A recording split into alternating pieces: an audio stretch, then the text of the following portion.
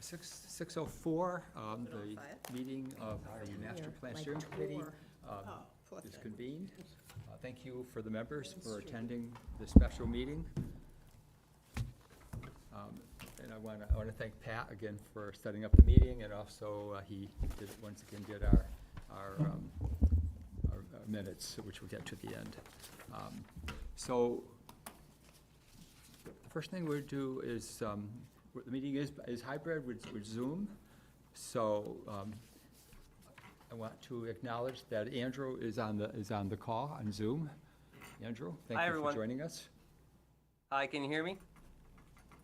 And then I don't need to do roll call. I just need to acknowledge who's here. So we also have Janet, Jen, Mike, Donnell, Katie, and myself. So we do have a quorum of 7. Hello? Can you hear me? So the first agenda item is to pick up. Andrew, you want to say something? Yeah, can you hear me? Andrew? Can you hear me? Just working on the volume. Andrew, can you hear us? I can hear you great. Testing, We can't hear you. Testing, testing. That's going to be a problem. Oh, just see if we can get it cleared away.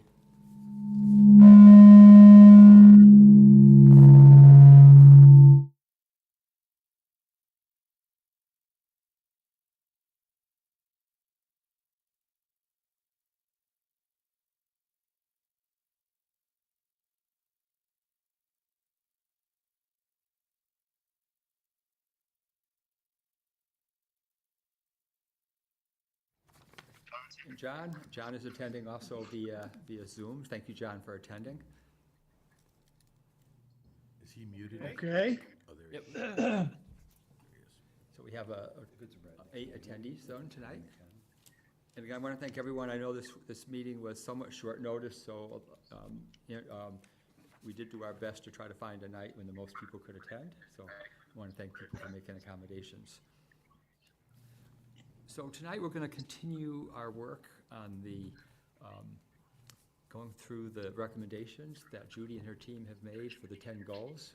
We have 10 more goals to go through, which are climate change, housing, municipal facilities, and community health. So what we're going to do this time for the commenting on the recommendations, so there are 3 recommendations for each of the 4 goals, is rather than calling on each of you individually, I'm going to give people a chance to just raise their hand, and if you want to speak, we'll do the recommendations one at a time.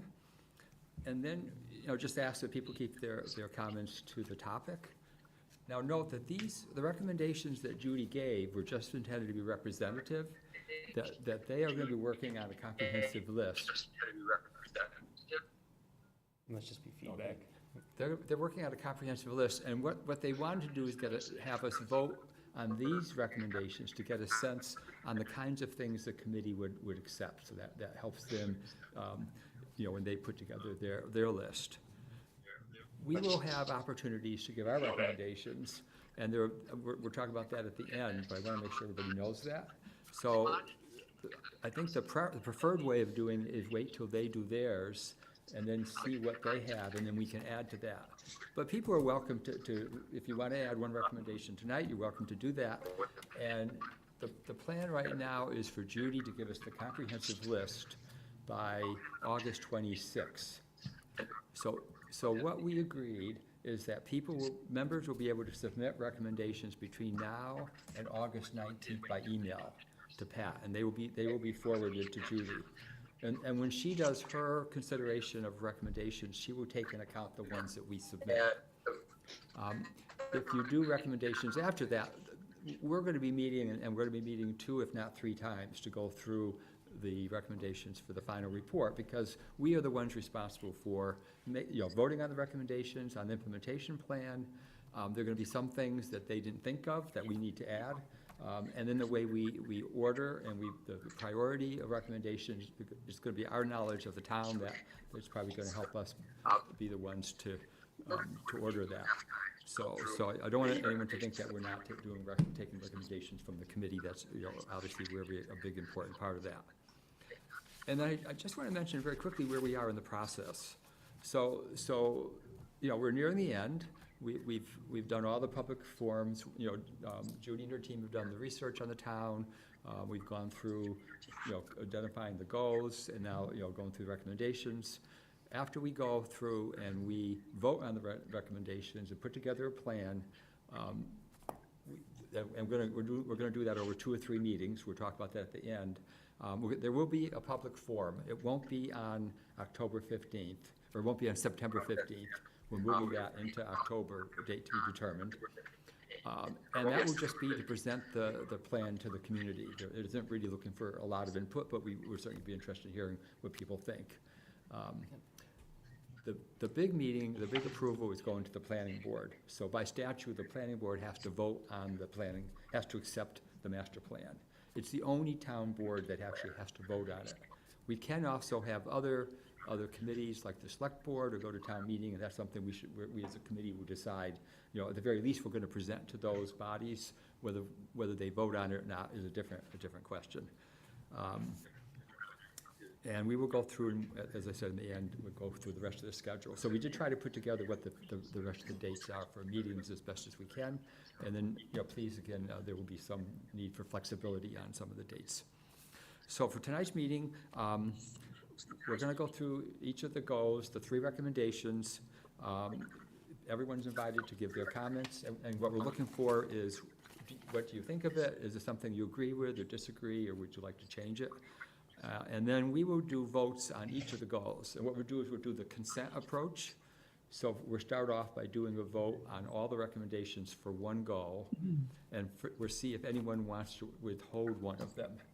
And if any of the recommendations held, we'll vote on separately. Otherwise, we'll vote on the ones that we consent to as one vote. So if we agree to all of them, there'll be one vote. If we want to vote on each one individually, and we should do what's right. So if people want to vote on them individually, we will do that. Votes will be held by roll call, because per open meeting law, and then the COVID-19 extensions to that, we have to do a roll call vote if anyone is online. So we will do a roll call vote for each one. So does anybody have any questions before we start? Bill, I do. Yes. I don't know if this was answered at the last meeting or I missed it. Could you clarify, where did these recommendations come from? Or what feedback are these recommendations based upon, and who was involved in those? Yeah, so the recommendations come from Judy and her team, and she has some of the other members of her team are experts in certain areas like transportation. So they took all of the requirements, the feedback from the community, and then they are also adding their professional knowledge. Okay. And one reason having them do it, because that way it's independent. It's not our, it's, in a way, it's good for the community that we're getting independent professional advice. So some of those things you may not find exactly where somebody in the community ever said we want that, or where we ever said it, but a lot of it's going to be best practices. And one of the benefits of having a consulting group is that they're working with a lot of communities, and they are seeing what other communities have done, what works, what doesn't work. And one of the reasons they did the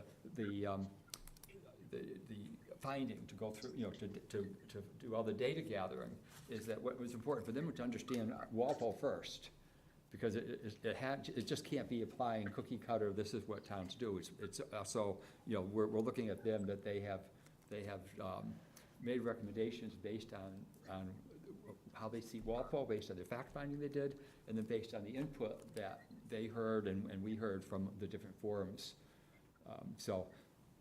If I may, Phil, Yeah. into Mike, I was kind of involved in the economic development side of it, and I saw a lot of the comments and the stuff filtered down into this. So I kind of see where it filtered through to where Judy came up with it. And I see a lot of the stuff that I saw on the boards when I was there come through and go through the recommendations. Mm-hmm. So I kind of see, and I also see where some things were tweaked, but I don't remember that, but it makes sense type thing when I saw these recommendations. So Yeah. that's kind of what I saw in my... And that was my observation as well. Some of the stuff that came through in the surveys tie back really clearly, and then others Yeah. Others do not. So I just was curious, and I didn't get a clear understanding of how it got developed. And I think those are things we can ask Judy, but also, those are questions and discussions that we can have, Perfect.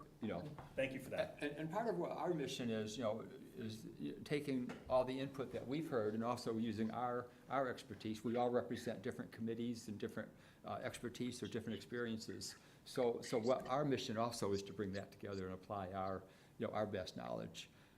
Because it's very hard just to put out to the community at large and just get a lot of input and then try to make sense of that with practical implementation steps. And there are gonna be conflicting requirements. I mean, there are always conflicting requests for, or requirements or goals. And that again is where we come in to try to match them and to come up with maybe some compromises.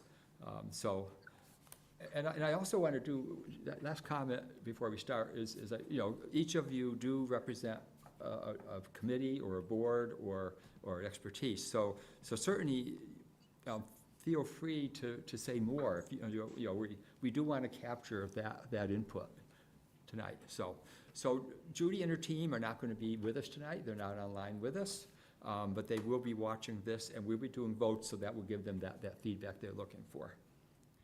Any other questions? Any questions online from either Andrew or John? Not yet.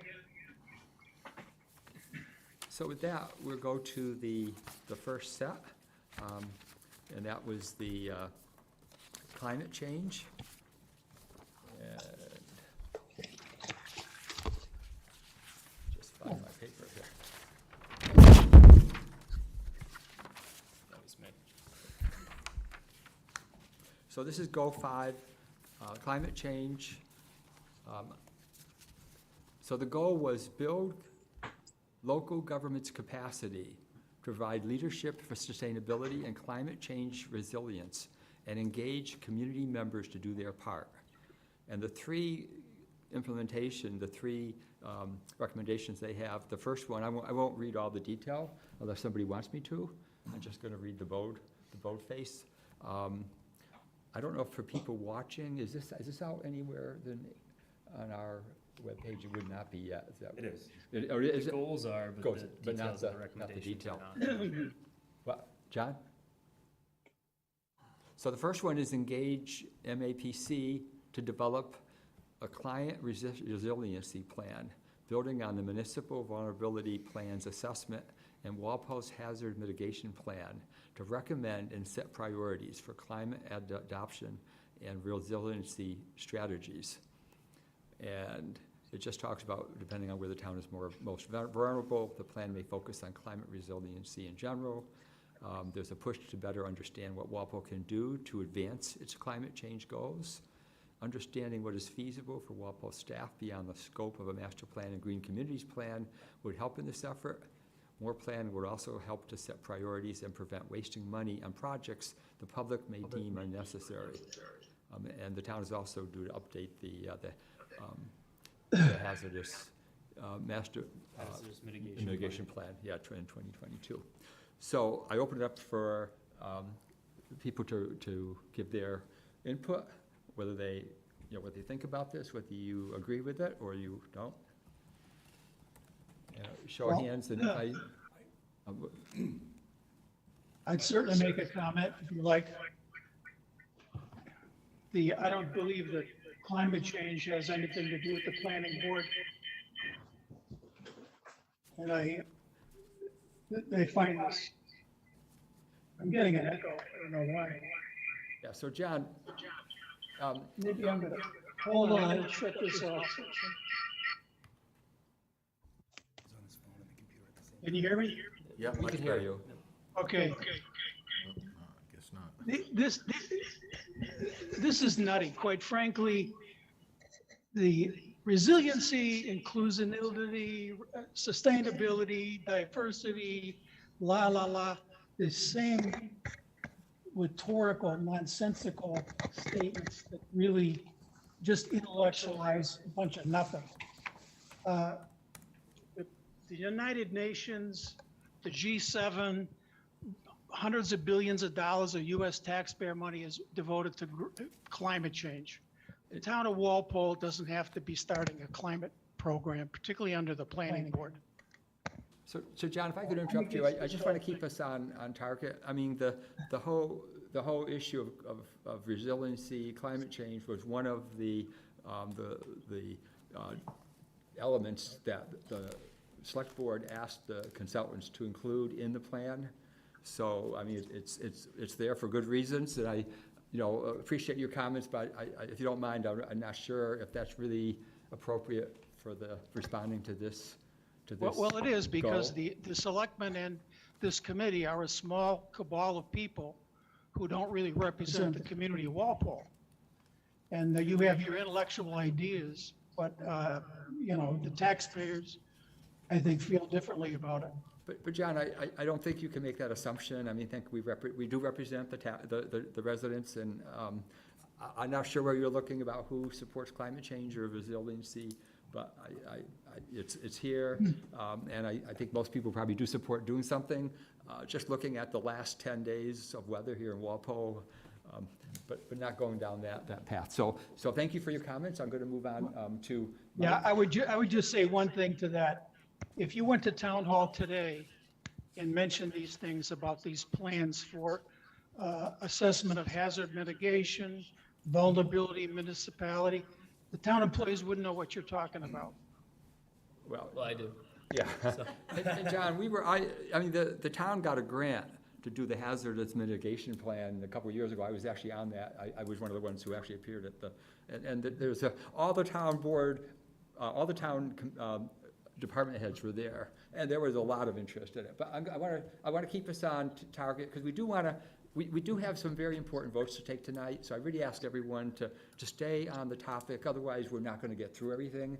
And I want to make sure. Well, that my we're very last statement respectful for the would rest be, of the committee members. staying on the topic, Phil, globally, I don't think this is in the bailiwick of the Walpole Planning Board. It's not So part John, of we their purview. heard their we legal heard your comment. responsibility.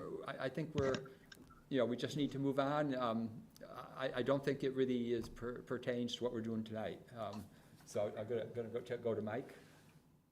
Okay. I guess my opinion of the items that are there, they're all great. I mean, but they're establish a committee or do a study or so there's not a lot of tangible takeaways. I mean, to John's point, for a planning board to look at and say, oh, we can do this, right? So I wanted to just add one thing, and bear with me because I'm changing topics just a little bit, and I know we'll address it. But underneath the community health section, there was an item on climate change. And it really, in my mind, and we can talk to it again, in my mind, it was kind of double dipping, making, driving the climate change initiative further under community health, when the item under community health really speaks to the stuff, the tangible stuff, that should be addressed under the climate change section.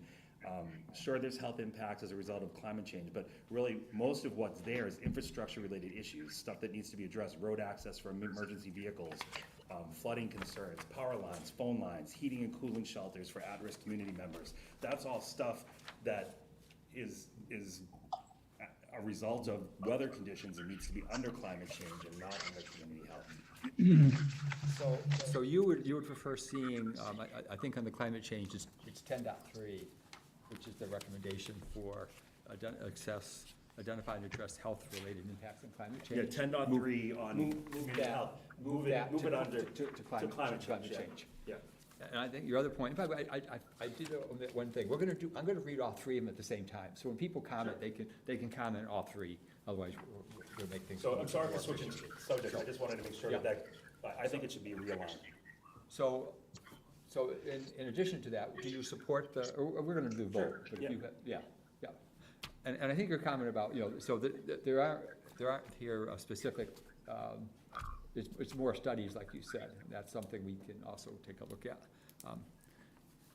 Any other comments? About all of them?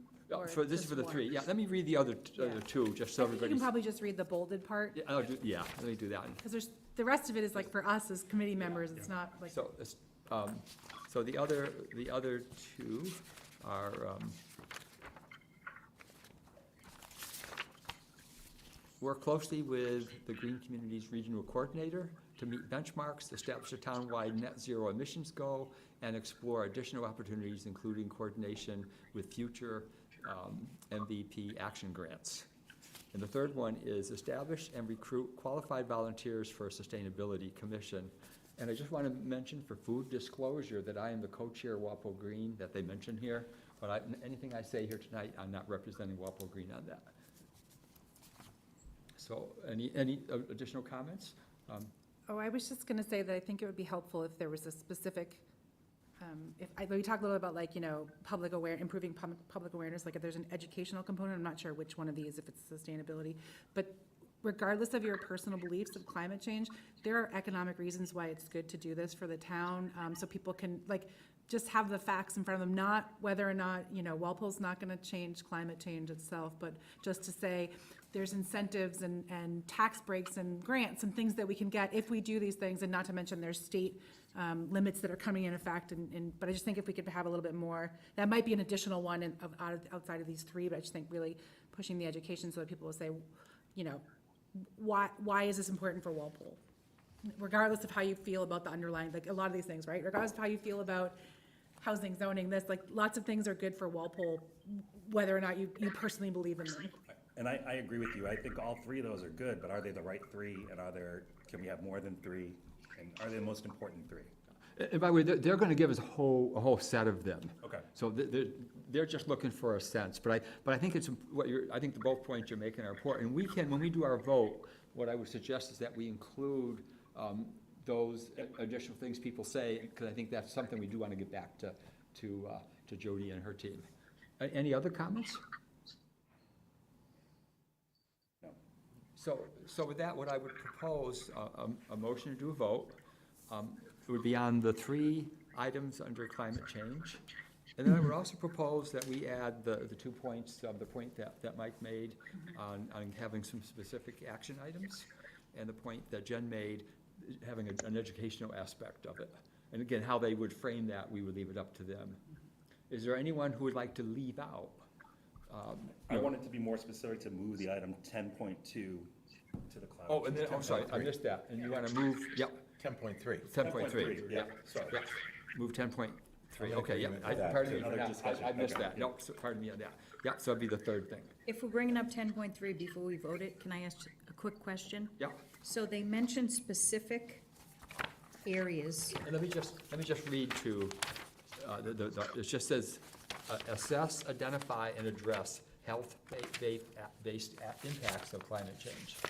So it says concerns focused on seniors, children, and residents of McDonald Circle, Oak Street, Norfolk Street, Walcott Ave, Burns Street, isn't it Burns Ave? Burns It's out. Burns Ave, yeah. Union Street, Apple Tree Lane, and the Preserve Apartments. So those are specifically identified, and I was wondering if we know exactly why, and is it limited to those? I think we should say not limited to those, right? So, Should not be limited. and I think it changes the beginning too, because it really wouldn't be community health for those people, right? It would be more infrastructure items that would benefit those folks, right? Yeah. I think those came from, at the hazardous mitigation meeting where I was at, that's where those came from. But I think you're right, we certainly want them to, it would be maybe including those, but not just be those, Maybe because, say including but not limited to. yeah. Yeah. So, are there any other, so we'll add that comment too? Yep. Yeah, I think it's always bad to just have a set list of anything, because things are never quite that static. So before we do the vote, is there any of these you want to hold to do a separate vote, or are you good voting for them all as one consent? I'm all right. So no holds, and I'll turn to Andrew or John, just to make sure. Yeah, John, are you good? I'm ready to vote. Okay, so we're voting this as a package. It's the three recommendations under climate change under 5, as well as 10.3 under climate change. So all those in favor say, oh, I need to do a roll call. Yeah, so I'm gonna do a roll call. I'll read out names. So Andrew, Yes. Janet, Yes. John, I'm voting no on 1 and yes on 2 and 3. okay, so we needed to do, we needed to hold those back. So which ones are you voting no on? I'm voting no on 1. On 1, okay, so we're voting everything except 1, okay? Just to, so we'll be Do very. one separately? One separately, just to, You mean okay. 5.1. 5.1, yeah, yeah. So this is, okay. Okay, so, and then Jen, Yes. and we're doing 10.3, okay. And then Mike, Yes.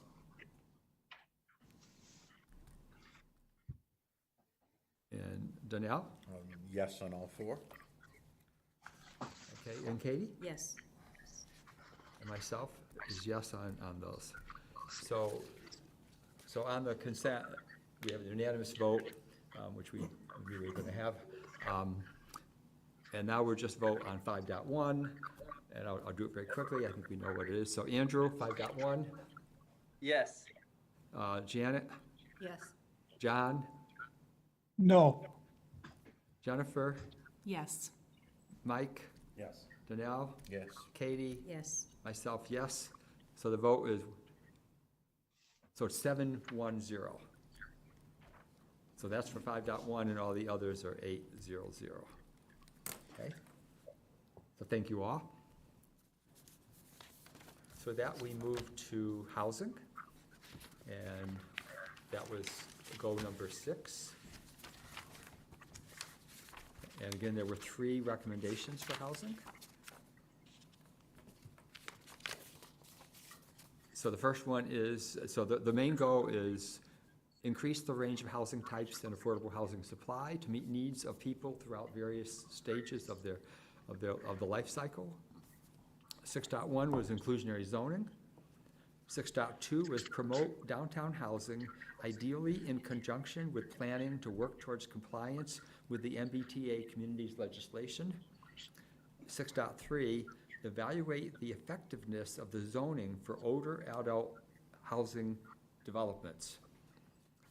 So I would open it up to discussion. So if you want to speak, just make sure you either raise your hand or say something, and I'll online, please don't hesitate to speak out in case I miss you. So I open it up for discussion. I may, on the inclusionary zoning, where did that really come from? I didn't see much of that in the comments, the actual inclusionary zoning to address the affordable housing. Yeah, I think most likely it's because there are a number of different bylaw changes that towns do in order to increase affordable housing. Inclusionary zoning is one of the first ones, or a common one. And I'm sure it came because we've already worked on it. You know, there've been a couple of efforts to pass it. And those efforts have all failed. They So failed, but it seems like the town's indicating they don't want to do that. And so here we are telling them they should be doing, even though town meeting's already told us they don't want to do it. just one vote. And I mean, there was another effort. What do you mean, just one vote? I think town Before meeting only town actually meeting did twice. one Oh, vote. twice. Can I come before it twice? Yeah. Sent back for review. My personal opinion, if I could, Yeah. on that one, isn't so much that they don't want it, it was just the format it was presented in. That's just how I took it. That's just my 2 Yeah. cents. And I think the community surveys probably say things like, we need to have more affordable housing, or we need to have diversity. Like, people in general don't know. I only know because of what the planning board is, and reading through it, but, you know, they're not, it's very unusual that an average citizen would say, we need more inclusionary zoning. Like, but they just know the end result, and I think the consultants are trying to help tell us how to get there. The most recent survey came back, 69 responses, 22% of the folks that responded were in favor of re-examining and amending the zoning bylaw to increase the town supply of affordable housing. Yeah, but that Not in the isn't, top three priorities. That doesn't necessarily mean through inclusionary zoning. Correct. no. It just means to Right, increase the right. housing. Right. Here, it's recommending that they do it through inclusionary Yeah, zoning. and I think, understand, they're gonna have to recommend specific things, otherwise we're never gonna get there. And then, when we do what people are looking for, you're gonna get contradictory things. You know, some people everybody wants affordable housing, but then you have to see, people want Walpole to remain the way it is. So I think the challenge in those things is how we do both, but do it in a way that we retain the look and feel that people think they want, as well as increasing affordable housing. And I think the inclusionary zoning bylaw, being on the housing partnership and also being on the planning board, I think that's one of the harder things to explain to people what it is. And I think that's always been a hurdle, so that it's very easy for people to misunderstand part of it. So if I was gonna say, why are we doing it again? I think because, first of all, the vote was fairly close. I think it was 58% yes at town meeting, but it needed 66%. And then second, I think like you said, Katie, maybe there might be some aspects of it that needed tweaking that people didn't like, so that. But to Danelle's point, he has a point. You know what I mean? It's, There's everybody other wants ways of obtaining affordable. it. And inclusionary zoning puts the burden upon developers to do it, to There- pay for it. Another point It'd too be that, like putting that I, health insurance onto doctors and nurses, which isn't, you can still achieve health insurance for everybody, but how it's done is two different methods, that's all I'm saying. No, And here, the method's being decided, it's inclusionary zoning. Would you just change that Bill, topic? could I talk? let me let Janet finish, John, and then I'll I come was back to just you. wondering if the term inclusionary zoning should be changed to affordable zoning, or is that what's offensive, do you think, the inclusionary part? I don't know, I understand what Phil's saying, they gotta come up with a method, but it seems like this is the only method they have, and there's no alternative to come I and think meet though, the affordable they're housing. testing the waters, I think, of what type of zoning bylaw changes we might accept. Who's So, testing the waters? our consultants, they're looking to present a whole list of recommendations, and they want to get a sense of the kinds of recommendations our board would be open to. Yeah, could I comment? John? I think that the big concern here, obviously, Phil, is that over half your committee here were intimately involved in pushing this inclusionary zoning program in Walpole. And the consultant, Judy, and her staff have been working on that for 4 years with Ashley and others. So within the committee, Donnell, there's a huge bias to this particular idiosyncratic approach to John, just real quick though, this consultant hasn't been working, I don't think. housing affordability.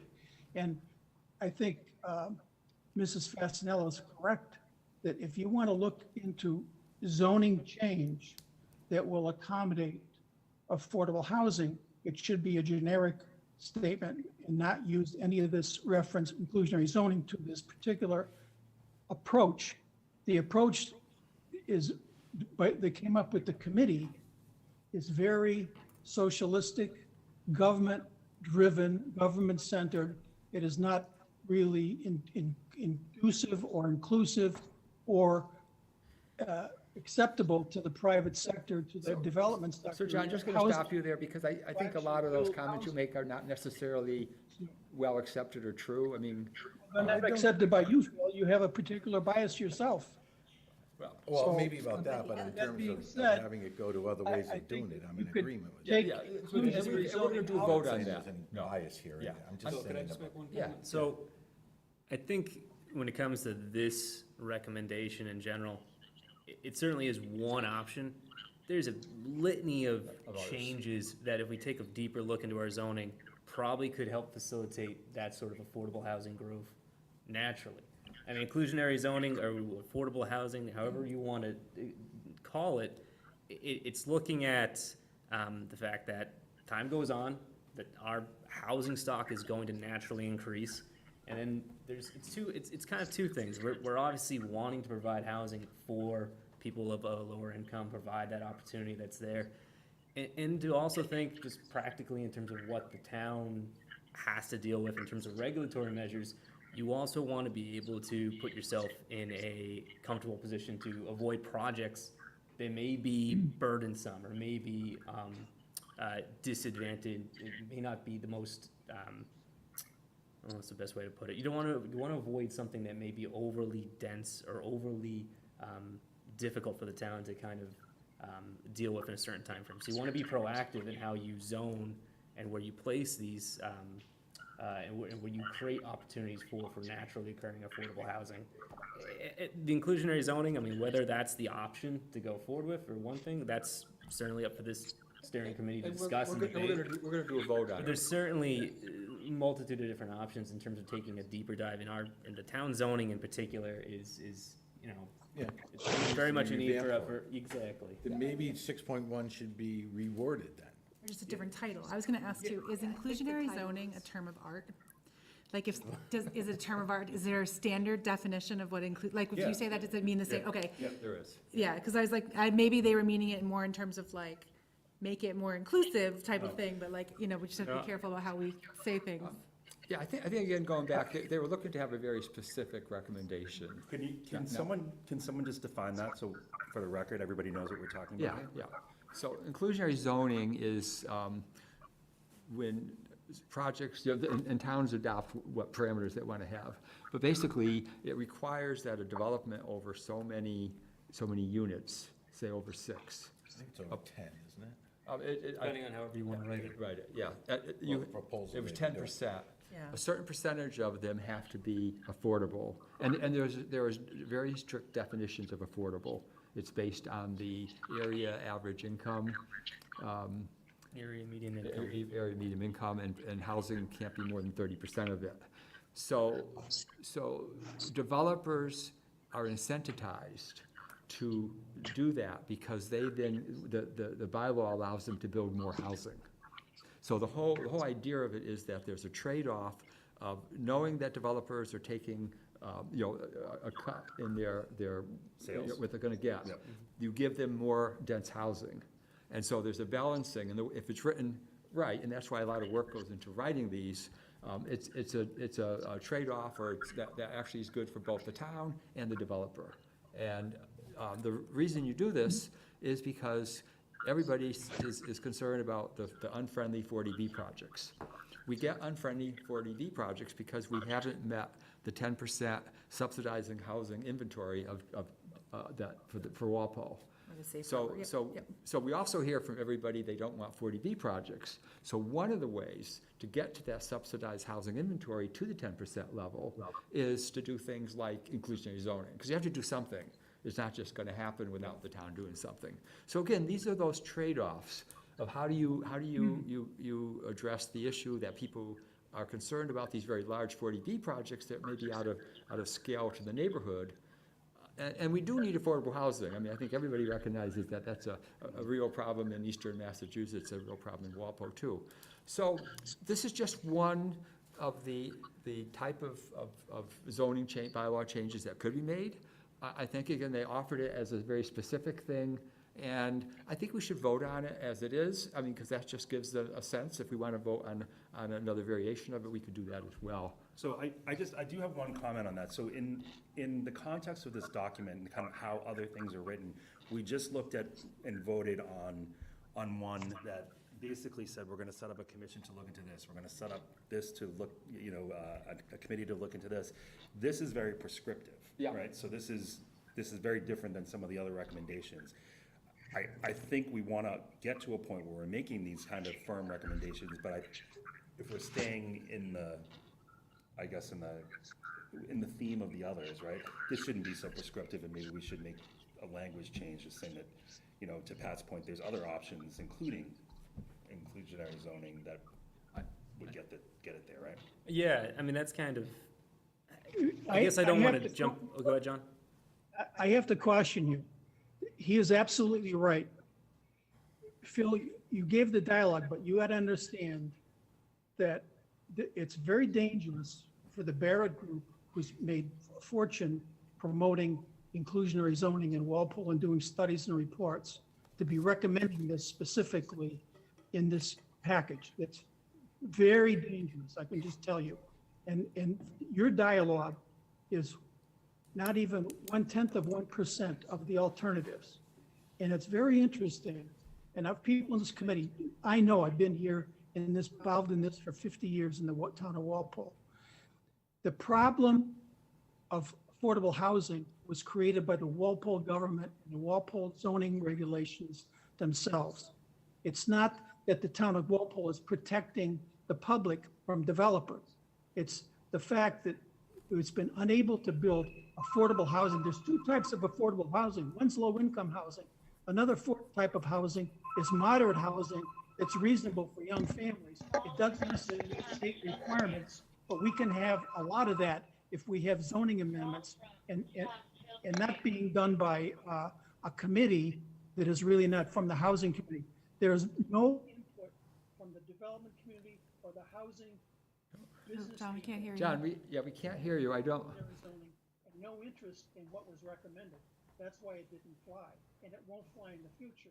So going down this path, it's a losing battle on many John, fronts. why don't we come back to you? I know Andrew wants to No, say I just something. want to finish. This committee has a number of people who are invested in inclusionary zoning and its acts, and they have to be very careful in pushing their own project, their own approach, because that's just one, and it waters down the whole effort. We have to look at all the zoning and the mistakes and how to correct the zoning. And Yeah, as John, far as the another- 40B goes, most residents of Walpole think these buildings in downtown Walpole are 40Bs, and it's a tragedy that our selectmen did not require affordable housing in those big projects. And you have to look at the town government.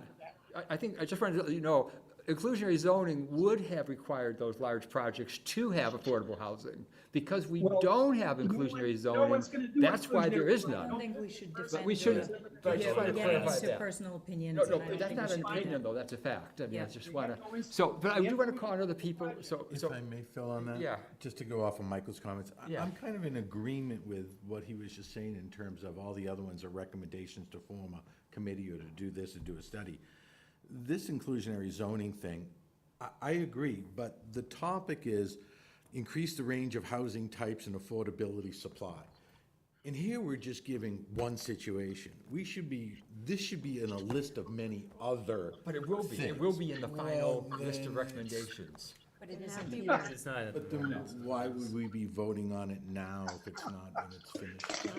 Well, Can we change that title so that the consultants are Absolutely. aware that we want so it? let me, The title. Andrew's Take had the his hand up for a yeah, let me seek come back. I know define Andrew, affordable housing to Andrew was very different patient I think waiting that's to, gonna come out. Andrew's very patient waiting to say something, and I Dead understand duck. what you're saying. But I do want to make, again, just be clear that they only gave us three representative Big mistake. recommendations. It wasn't intended that this is the only thing they're going to give us.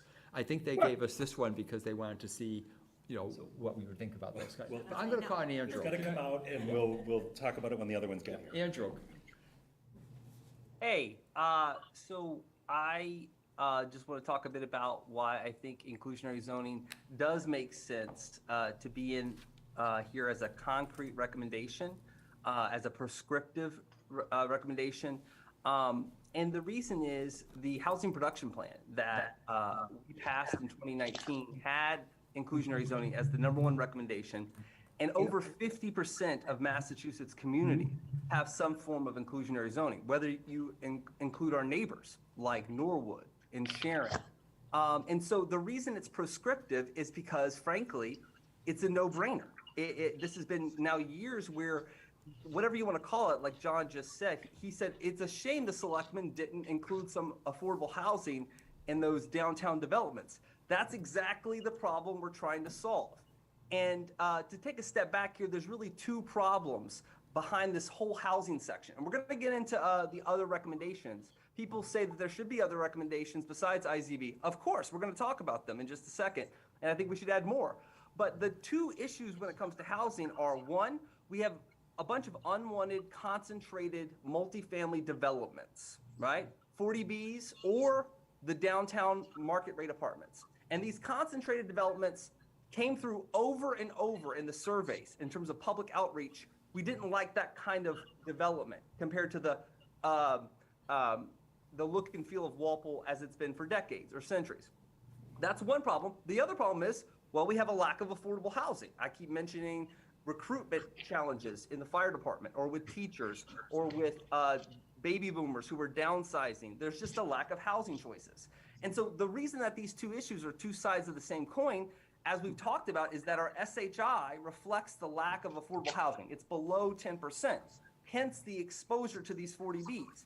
Now, inclusionary zoning, if I had to pick, would not be the #1 best housing intervention. We'll talk about those other policies in a second. The reason it keeps coming up is over 50% of the communities in Massachusetts have it, including our neighbors. And what IZB is good at, what the IZB is good at, is not letting us slide further back, right? Now, we need to do other policies that improve housing choices, right? We talked about zoning reform. I did at our last meeting, and I talked about how we need more housing choices, and we need to reform our excessively strict land use regulations to allow those more housing choices and allow more affordability, whether it's a single family plus an ADU, an accessory dwelling unit, or whether it's a duplex. All that missing middle housing addresses that first bit of it, right, which is the lack of affordable housing. But the second bit, if we really want to stop the SHI from permanently being below 10%, well, one way to do that is when we have big clusters of developments, we ask that they have some inclusionary zoning, meaning that some percentage of the units are deeded as affordable in perpetuity. Now, this keeps coming up before the planning board, even outside of my work on it. And so I think there's a compromise to be had here in terms of how the details that we shouldn't sweat, in other words, of what Danelle and Mike are saying. We shouldn't be so prescriptive as to say we need inclusionary zoning for all developments above 7 units. That to me is way too precise. But I think it's long past time that we've had some mechanism to enforce big developments to not put us further back in the SHI and keep us more exposed for years to come to 40Bs, as we are right now. Well, that's a good story, but the big projects have all come from one source. The original property owner was turned down by the planning board for their property rights to develop the number of units they should have been allowed to be developed under law. And because John, we don't want to talk about specific things, I think. They went to the state program, and that's why you've got the projects you got. No developer wants to start off with a 40B. That's a John, we last- can't hear you. Yeah, That's a red herring of a We should story. get him a new computer system. yeah. John, we can't hear you. Allow flexibility and allow John? builders and home We can't hear you. contract. You allow builders and home contractors to have zoning. They will build housing and affordable housing. You don't have to have the town try to negotiate everybody's rights and take property rights away from people. That's not a solution. No one's gonna work with you on that. John, I'm sorry, hey, John, you're really not, we're not able to hear you, so I think you got, maybe you turned down your other device, I don't know, or. What I was saying is that what's needed is change in zoning, not control, not Andrew's committee telling people how to build housing, how many units and what they're gonna pay for them. That'll never happen. No one's gonna participate in that. That's a pipe dream that people have. If you want people to invest, the banks, the market, the research companies will say what the housing can cost, what can be built, and what's right for the market and for the consumer. And that's got nothing to do with the town of Walpole or an inclusionary housing committee. It's a big deal. So Everything so John can I said, just speak, John? Yeah. everything John I think said we is heard your belied point. by the facts. Mike? It's just belied by the facts of around us. Can we move it Over and 50% to of vote the to hold community. this out Or, and vote it or separate? ask them to. Yeah, so I think, so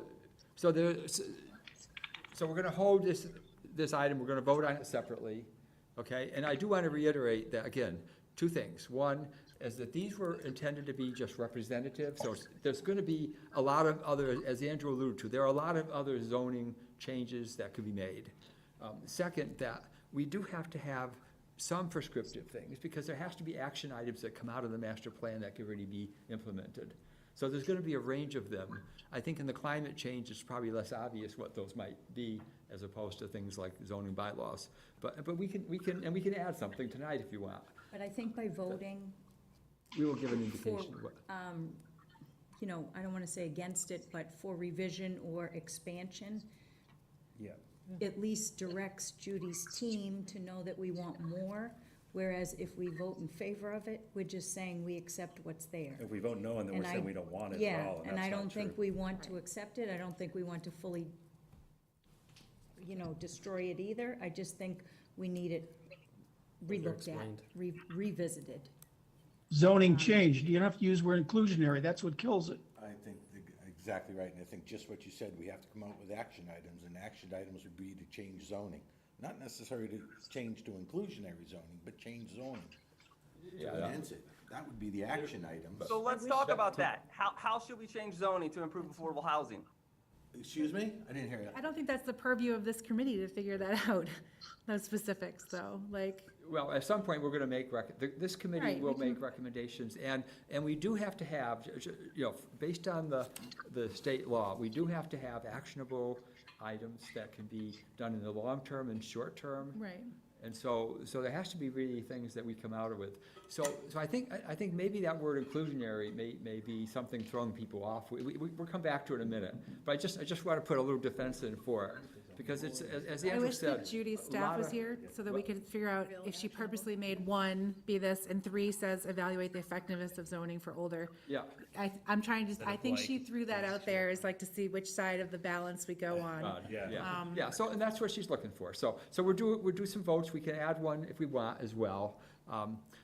But I do want to go back to what Andrew said. One reason inclusionary zoning is here because 50% of the towns have it. It's not an Yeah, unusual but thing. I want for to towns comment to on do. that, because if we use that for a reason, the housing production plan, so when the consultant brought the housing production plan before us, That was a different it was consultant. copied and pasted from another town, and he even forgot to remove the other town's name in several places. So the fact that I can't tell you, sitting as a taxpayer, a town meeting member, and a planning board member, sitting and reading that, knowing that we paid him to do that, and the quality of work we received was infuriating. So I do not feel we should just use that as a reason for why we need it. I think we definitely need to revisit this. I'm not saying inclusionary zoning is good, bad, or otherwise, but I don't think we use that for a reason, because if that, these consultants get hired, some of them are fantastic, and some of them aren't, just like everything else in the world as professions go.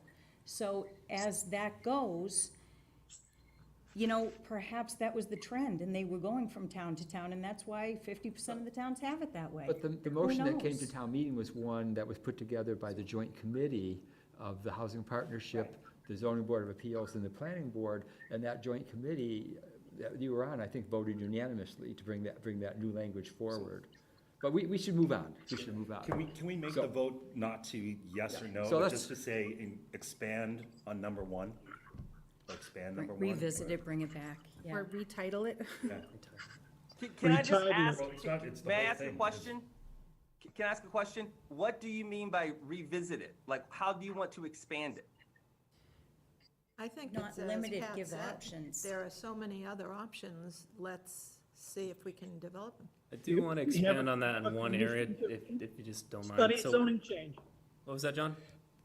You have a committee to study the change of zoning to accommodate different affordability levels of new housing. True. And that's what they'll look at all the options, If not I- just government one, but if you change the dimensional requirements and the road requirements, private ways, et So cetera. John, you bring up a good point of that, though. We've had that discussion before. That's definitely something that should be done in terms of, I guess, how I envision it in my head, just naturally occurring, like, middle-class housing in the sense that, we don't allow for, like, duplexes or triplexes to be built without a special permit. That's an example of something that it could be more in-depth zoning change. And not to just kind of cut to the chase, inclusionary zoning, we can change the title, we can figure it how we want. The fact is, we have a state law, Chapter 40B, that we do need to abide by. We have a certain housing, deemed affordable housing percentage from the state. That's that area median income of 80% or less. We need to abide by that. That's not something that's an arbitrary thing. And we need to get to that 10%. And whether we get to subsidized that housing. through a LIP, like a local initiative project, which is kind of like a friendly 40B, whether you want to be proactive in terms of creating like a 40R zoning.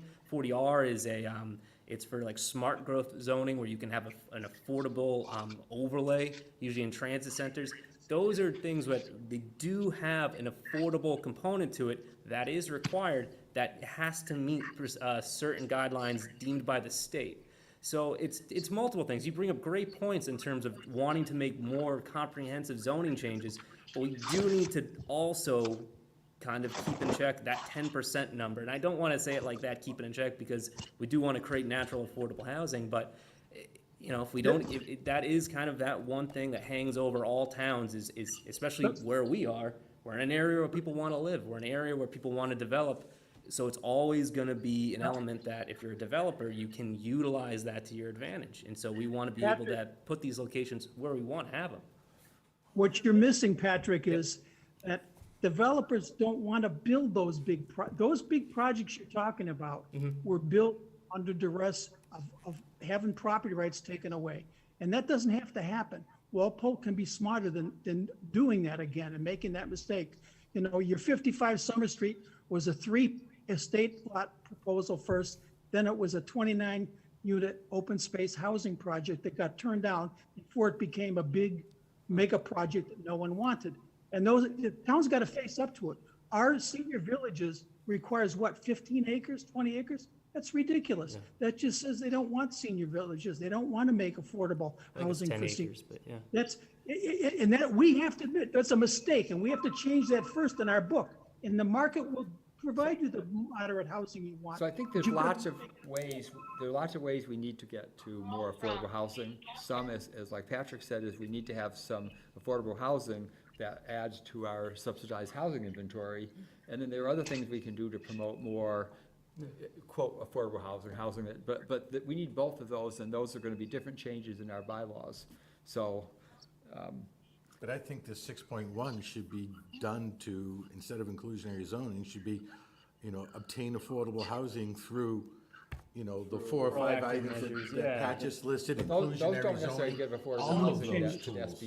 SHI. Well, the 40B, 11 40R or 40R does. does. Yeah, So a lot of 11 towns, just to, not to go into, you know, so we're talking about a lot of things, like 40R. a LIP is essentially, it's a friendly 40B. It's a proactive measure that towns can utilize to, you know, have that affordable housing component that meets state requirements, but there's usually a lot more local control in terms of how that gets done. Yeah, but on the 30,000 foot level where we are at with the master plan, Yes. shouldn't we be making recommendations to the planning board, or the town should form a thing to obtain more affordable housing, to include inclusionary zoning, to include 40Rs and 40Bs, instead of just ramming this one thing in? And again, I don't think they were trying to ram it in, it was just representative. So, but obviously, it's what they intended to get a good discussion going. One last point, I think though, we is need to move on to what, John? Let me just make one comment. The state, you shouldn't assume that the state, with all the money they've invested in housing, doesn't know what they're talking about, and that they're trying to force bad things on Walpole. That's not a correct assumption. And the term 40B is a slur, because we have a very nice, over in East Walpole, a very nice 40B that was built on Moose Hill Road. That's beautiful. And I would live there in there tomorrow. You can't just say these things are all bad. That maybe the way individual projects have turned out were not good. Yeah, I don't think anybody's saying they're all bad. We're just saying that. Well, the state has a lot more expertise than we do. We can't reinvent the wheel either. We have to work with them and have our own programs for moderate housing, which is the more significant demand. All Andrew's examples are really not for low-income housing. They're for moderate housing. And we can do that, but we have to change our zoning and take accountability for the mistakes we've made in the past, which is having a lousy, very restrictive, elitist type of zoning for the town of Walpole. Snob zoning. And those are changes we are just making. We can add that here, the other kinds of zoning changes. But I think let's do that.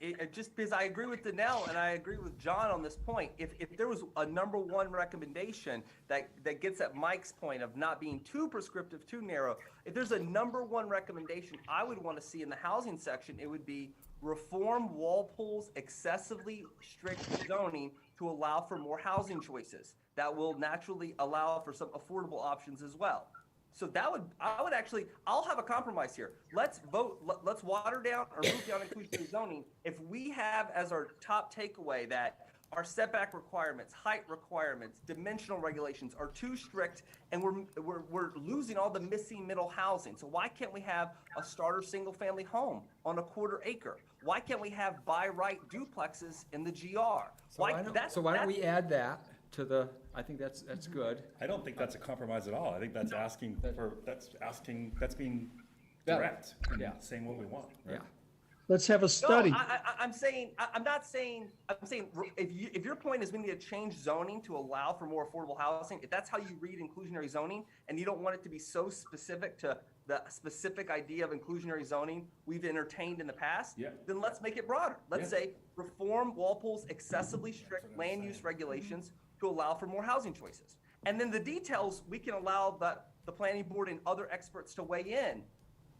And get rid of the word inclusionary because it's toxic. It's a trigger. Yeah. Okay, so I just think the way this sits now, it's not what we're looking to be in the document, so if, I don't know why anyone would vote in favor of it now, because it needs to be revamped. I don't think that's true, Danell. Right. I think if we had a full committee, No, I'm talking about just 6.1. just, I am talking about 6.1 too. I Okay. don't think that if we had a full committee that it would lose. And I'm just being honest with you that like we have the 8 people we have tonight. We're But the talking deck about is stacked. zoning. If people think that it's too specific and prescriptive, and we want to have a compromise that's more expansive, it's not so detailed, then let's do that. Let's create that. but I do want to say that at the end, we need both, you see, because the recommendations out of the master plan have to have specific things. One of the places where it's going to be very prescriptive is going to be in zoning bylaws, because those are very concrete things that can be done. And But I don't think that's our purpose. But here in this document, right, I mean, I would assume that once we get through this document, we're gonna engage members of the zoning board and start talking about. we won't be engaging members of the zoning board. We will be making recommendations, we will be engaging in ourselves and talking We'll have to to the consult. Planning board eventually. The planning Yeah. board will be voting on this, by the way, so. There'll be an implementation committee though at the end, right? to look Yeah, at- so after there will be an implementation committee, yeah. Was last That- time. That I hopefully think- will, so let's Yeah, do I two think- things. We need to move on to do our vote. Let's put, for number one, changing the zoning bylaws to, I forgot the exact wording, to allow, Facilitate. Reform excessively aggressive zoning rules to allow for more accessible and affordable housing in Walpole. yeah. I agree with that, Mike. I like what Mike said. So let's do that. Reform excessively aggressive zoning rules to allow for more accessible and affordable housing in Walpole. I would just change the word aggressive to strict, but that's a semantic thing. Yeah, strict to boot, that's better. It's nicer. Mike said aggressive, let the Aggressive. record show. Feel threatened. Or restrictive, is that aggressive?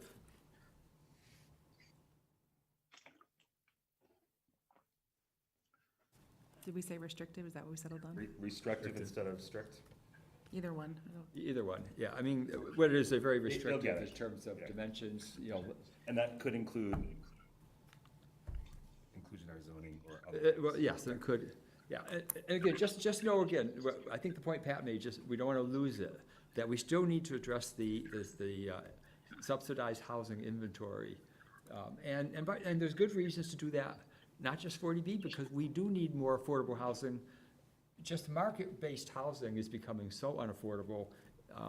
Even smaller units can be unaffordable, so that's, so I was for a just lot of gonna say people. that perhaps Judy and her staff could come up with. With more. So we it's can- not just one, Yeah. one specific. Yeah, so let's give her feedback that we Yeah. would like more zoning changes, how about? Yeah, Additional proactive. Phil, is Yeah. it redundant, and Yeah. Pat, maybe you can say that, is it redundant if we have another goal around 40B, or around the We would, affordable, so I guess I'm looking, affordable and affordable are two different things, like, so you're talking about middle-class housing that people can buy, that gets addressed in number one, but Yeah. affordable units that are gonna meet our quota, do we need a specific goal that addresses that?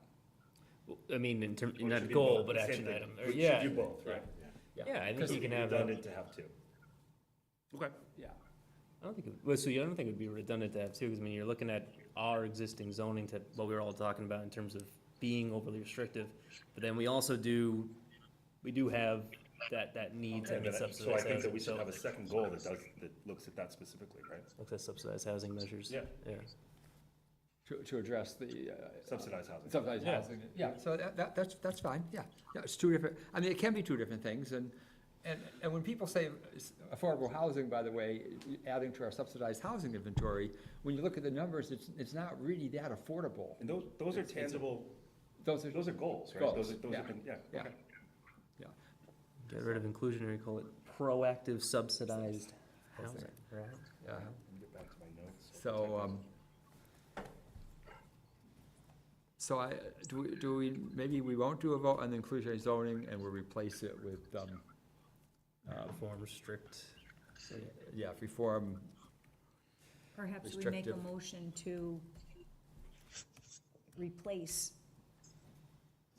6-1 with, With two different goals. yeah. or, And we remand 6-1 back to Judy's staff to add more than just. Back to review. Yeah. So just to regurgitate the two goals that we're replacing with 6-1. Number one, and I'm paraphrasing Mike here, but reform the excessively strict zoning rules to allow for more affordable and accessible housing options in Walpole. So that's Yeah. kind of like, I think John's made this point that I completely agree with over and over again, which is that we have seen it backfire in our face when we have overly restrict zoning, and then people just jump to a 40B. And Right. so that's the first goal. The second goal is, to Mike's point, again paraphrasing, create a targeted plan to have subsidized housing inventory measures above 10% so we can not be exposed to 40Bs. Is that a fair description of the second goal? Yes. Now, inclusionary zoning may be one element of that number two, right? We can Right, debate that, we can have that conversation. But rather than put all our eggs in one basket with inclusionary zoning, we're saying the town needs to not have zoning be so strict, and we need to have a plan, which we have not had a plan, to thwart 40Bs. Why should we thwart 40Bs? It was Yeah. over and over in the surveys. The community kept saying, this is something, we don't have a plan for this. And I don't think it's that they're against affordable housing. I don't think that that they're even against modestly dense housing. It's just that there was no plan and it was forced upon us. No, it's a misunderstanding. They think the 40Bs are the buildings downtown that have no affordable in them. That's what they think 40Bs are. yeah, And they're not 40B 40Bs, and they don't have any affordable housing because we don't have any inclusionary you zoning, would love so it. that's a, So I but let's wouldn't move even- on. Let's move, so Well, here's, yeah, so let's have a motion to replace 6.1 with the two additional recommendations, reform excessive restrictive housing and to have a targeted plan. for Subsidized housing subsidized measures. housing. So, We had a formative plan to get Walpole to the 10% subsidized housing limit, or. What is it called? Leave it at 10%. that's a Mike, is that motion. a motion? Yeah, leave it out. So I have a motion and a second. Second. second. Second. So we have a motion and a second. So all, That's a motion second, You yeah. have to do a roll call. so I need to do a roll call for that. So just be clear what we're voting on, replacing 6.1 with the two substitute recommendations. So, Andrew, Yes. Janet, Yes, John, Yep.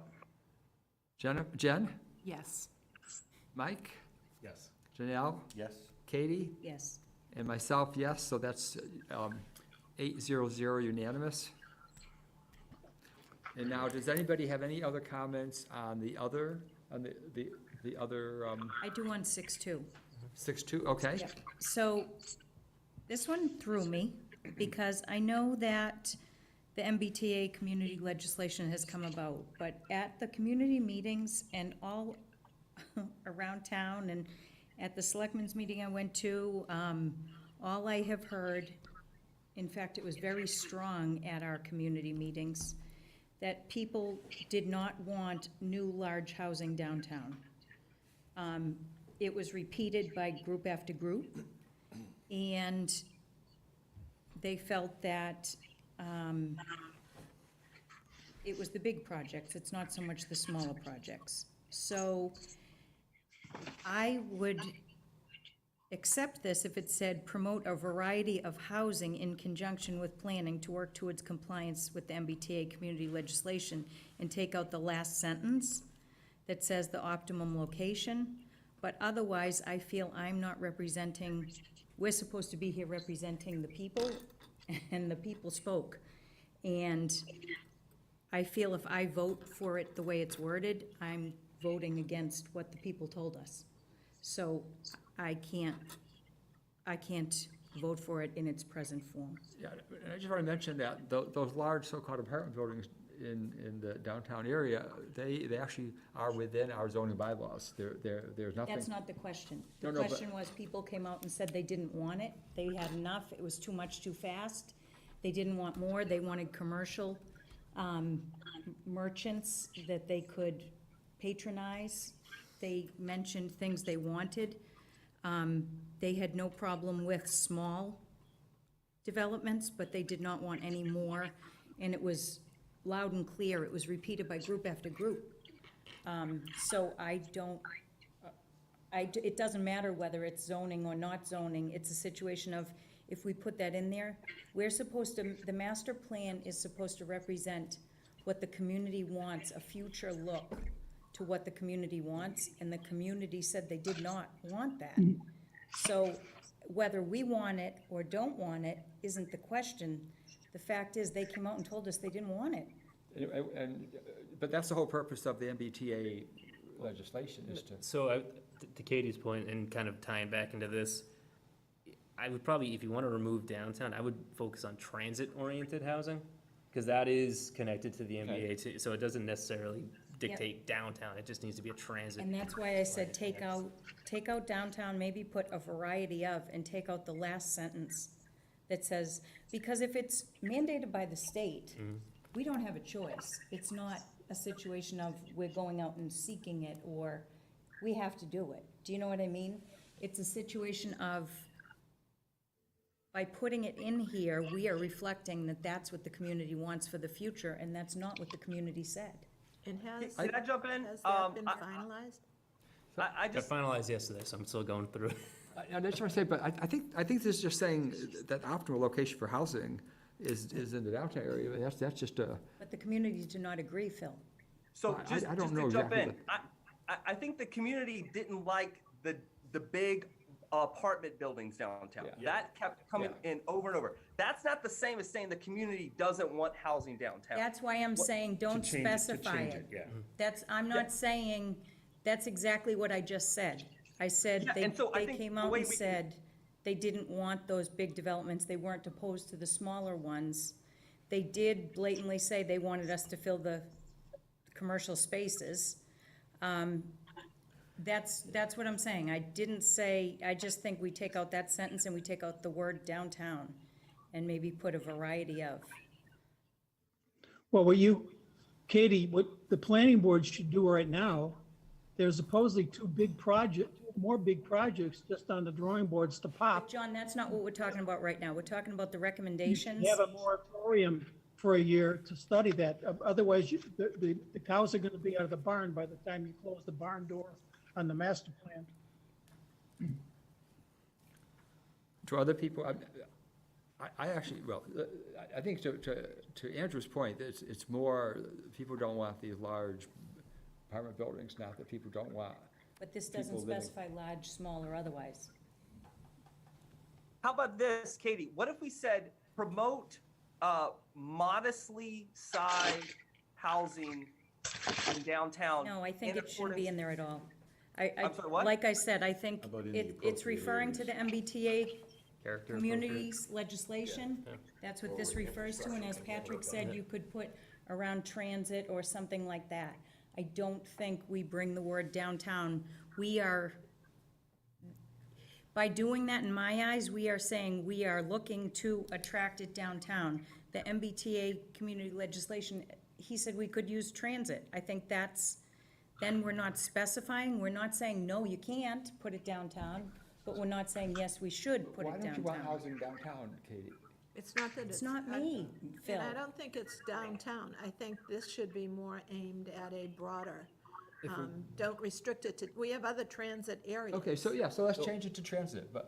So I do want to kind of, straddle both things right here. The MBTA final, the MBTA community legislation just got finalized yesterday. So in terms of fully digesting that, I'm not in a place to say anything about that yet. So, but I do agree, maybe not having it kind of pigeonholed into the downtown, focus on transit-oriented locations appropriately aligning with the MBTA legislation or something of that nature. Just because I can't tell you what it's gonna look like yet. Yeah, and that may change with the new interpretation, right? Yeah, so. So transit, how did you phrase that? Or Transit-oriented housing, Yeah.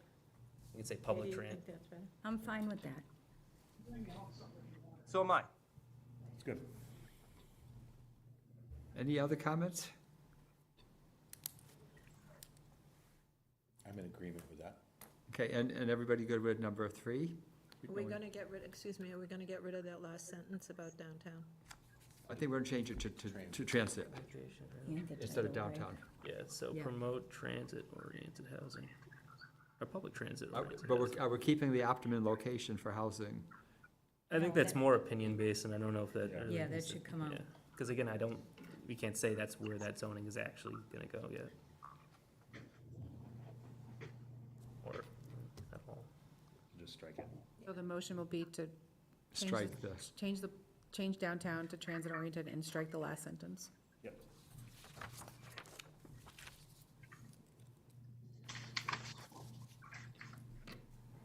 Yeah, my only, again, not to persist, but, it seems like community planning, you wanna promote people living in the downtown transit areas because you wanna bring in more commerce. I mean, that's. You certainly do, that's usually a goal that in is the train housing. of thought that goes around it, but I guess just because it's so new, the MBTA legislation, I don't Right. know Okay. what that end product is Right, gonna look yeah. like. If we have flexibility to can it be within the downtown, can we move some of the locations that are along the 30-40 bus Oh, line? I was just, It is kind of. I was looking at the last sentence, taking out downtown and adding transit there too.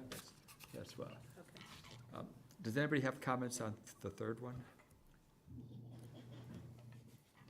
Well, I wonder if, and again, talk about how the end of the legislative session has changed some laws, as Patrick mentioned, both the MBTA communities legislation, but also there was a pending law in the economic development bill, which I'm still trying to find if it got sorted out, that allowed ADUs by right, if town meeting approves it with a simple majority.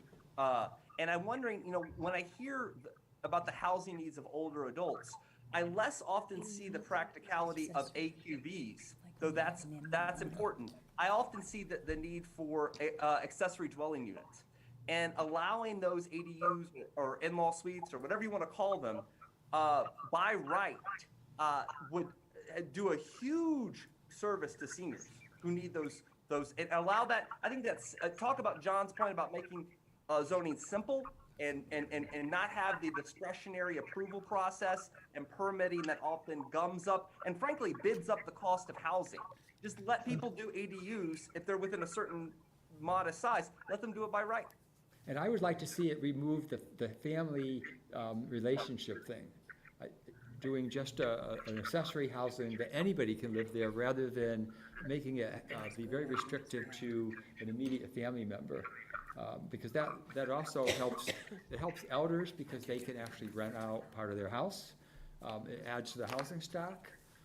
It solves the problem if you do have you get permission to build one and then your family member moves, passes on or whatever. What do you do with that unit?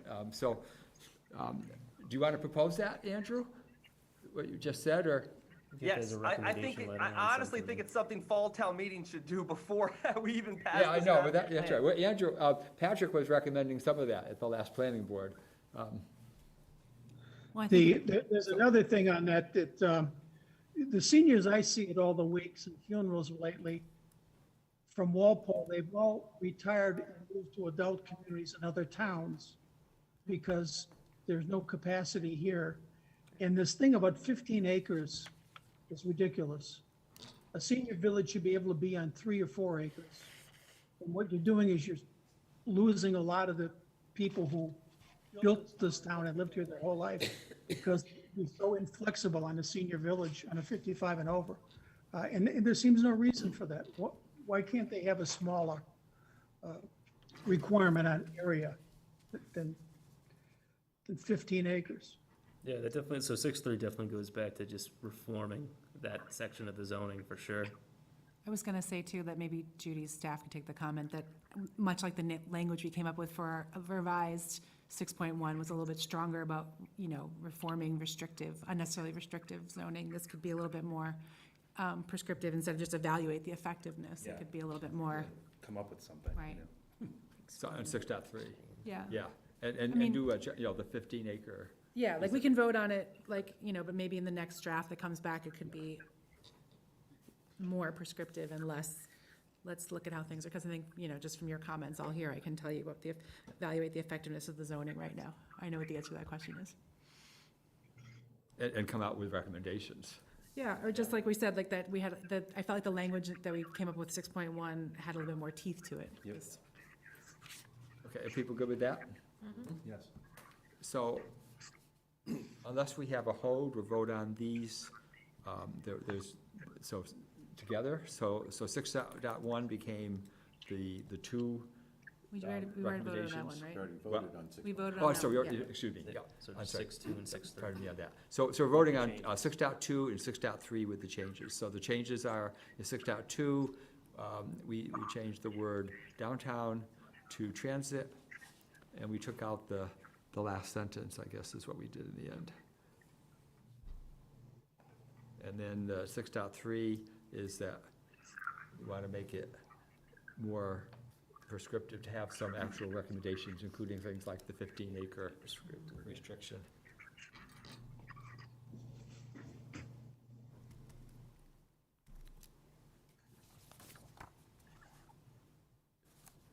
Does anybody want to say anything else about it before we do a vote then? So make a motion that what I just said. Someone second it, I'll second. and I'll do the roll call. Andrew? Yes. Janet? Yes. John? Yes, Jen? Yes. Mike? Yes. Danelle? Yes to both. Yeah. Katie? Yes. And myself is yes on both. So that is 8-0-0. Okay. So that brings us to number 10, community health. Or 8. Oh, it's like 8. Yep, I'm 8, yeah. Municipal facilities and services. We discussed 7 at the last meeting. Yeah. So, the goal is maintain and update municipal facilities and ensure that municipal services meet the needs of residents and protect human health. 8.1 is develop and implement a planned preventive maintenance program for existing public facilities and build enterprise asset management into future facilities planning, design, and construction. 8.2 is engage a consultant to develop a strategic plan and implementation program for historical program reuse that includes Blackburn Hall, Old Town Hall, and the Walpole train station. They said station, but I think we should, MBTA station. Continue to update water, sewer, sidewalks, and stormwater infrastructure, following recommendations of the Integrated Water Infrastructure Vulnerability Assessment and Climate Resiliency Plan and the Master Sewer Plan Update. So does anyone have any, or do we just lose Andrew? No, he's just, Okay. Yep. I'm here. If I may, on Yes. number 1, Yep. is there already a planned preventative maintenance program? yes, There's already an existing one? Where is that? absolutely, With DPW, or is it, right. where does The that exist? DPW, and it's in conjunction with the Capital Budget Committee. Because they have a plan, right, for quite a few years out, John, for capital. so that might be So redundant. should we be saying we should be updating that plan? No, As she's opposed just- to Maybe they missed that. develop This and is probably implement? from other towns. We've got all new buildings anyway. should we be finding out what that plan entails? And it mentions the DPW vehicle maintenance plan, so.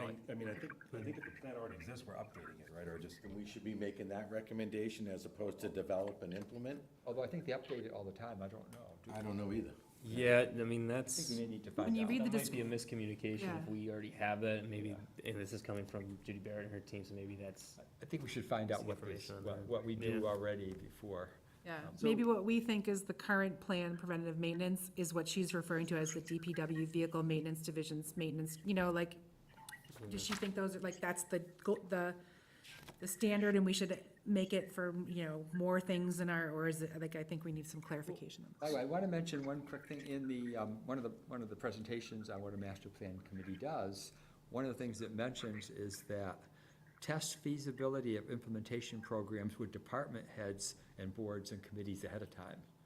In other words, that's what they recommend. so, Just to give you an example. my question, or just, I don't know if Patrick, Phil, so the rec, Brendan at the rec submitted a document to the committee last week, so an assessment, an assessment's already been done on the rec facility, so Blackburn Hall and, a condition, it's a condition assessment, right? Is that?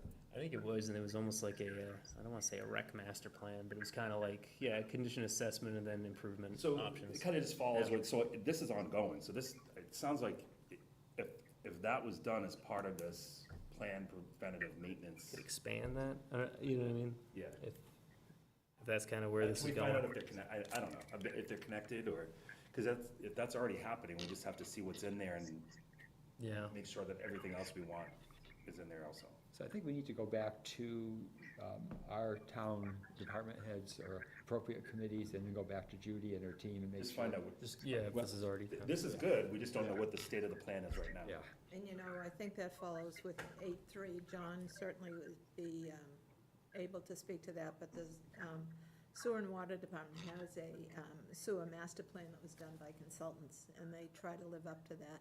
And I know she mentioned something about watching, having people come on.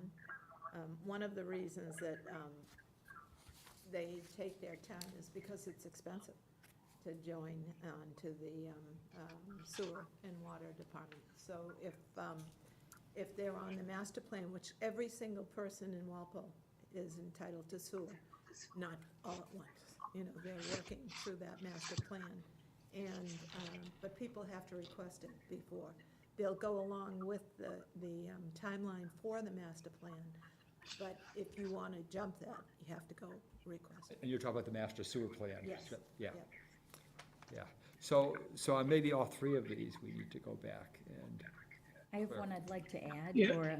or a point, you know, whether it be a bullet or we incorporate it somewhere else, but we talk about the housing and we talk about, you know, the possibilities of what's going on down in South Walpole. And I think we have to somewhere add to the municipal facilities section, something about public safety.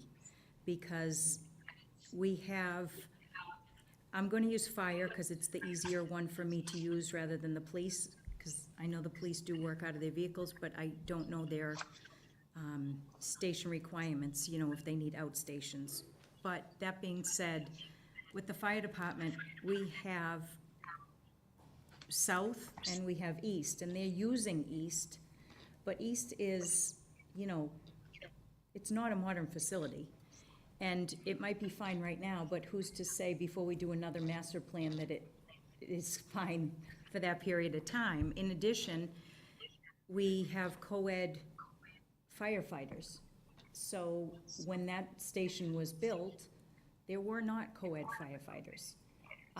And I do not know, I have enough to talk here to be dangerous, not facts, but we'd have to consult the fire department, the police department. But that being said, I would think that would be an issue if they're housing co-ed firefighters, the station's tiny. We just had that conversation, that's absolutely right. Did you, yeah, so that being said, I think that it should be in writing on our master plan that we consider their needs, because I feel there are needs, whether we know about them, whether they're today or whether they're next week. They exist, and those stations are both very old. And if the housing goes in South Walpole, they may need to reopen that station So maybe or it's a expand it. broader thing, just Yeah. looking at the state of And the it- other two fire department stations and Yeah. seeing. In how they- addition to the personnel issues, you have to look at response time. It affects your insurance rates. Because of the protection class, we could be downgraded if we can't respond quick enough. So I think it's an issue we definitely have to add to the municipal facilities and services. And I don't want to limit it to fire because, as I said, I know enough to be dangerous when I speak about this. I don't have all the facts.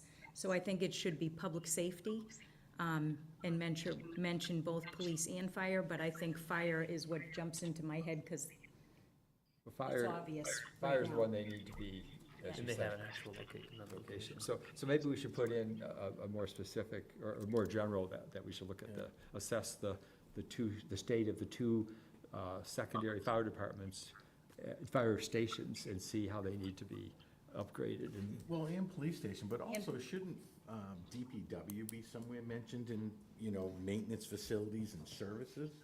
Didn't they At just least build a a brand new- word over DPW? No, that was, that it should say something about they should be They- updating their they equipment, built that. keeping their equipment in current statuses and stuff like that. Shouldn't that be part of a master plan somewhere? Off of Washington? The one off I of don't Washington? know if that was included in the plan. No, all they protected talk about maintenance. is a vehicle maintenance Maintenance program. plan. I get lost down there Well anyway. beyond it that. was when we did So we the do- Fire Senior Cemeteries Center, it was like involved, all close parks and- together. Okay.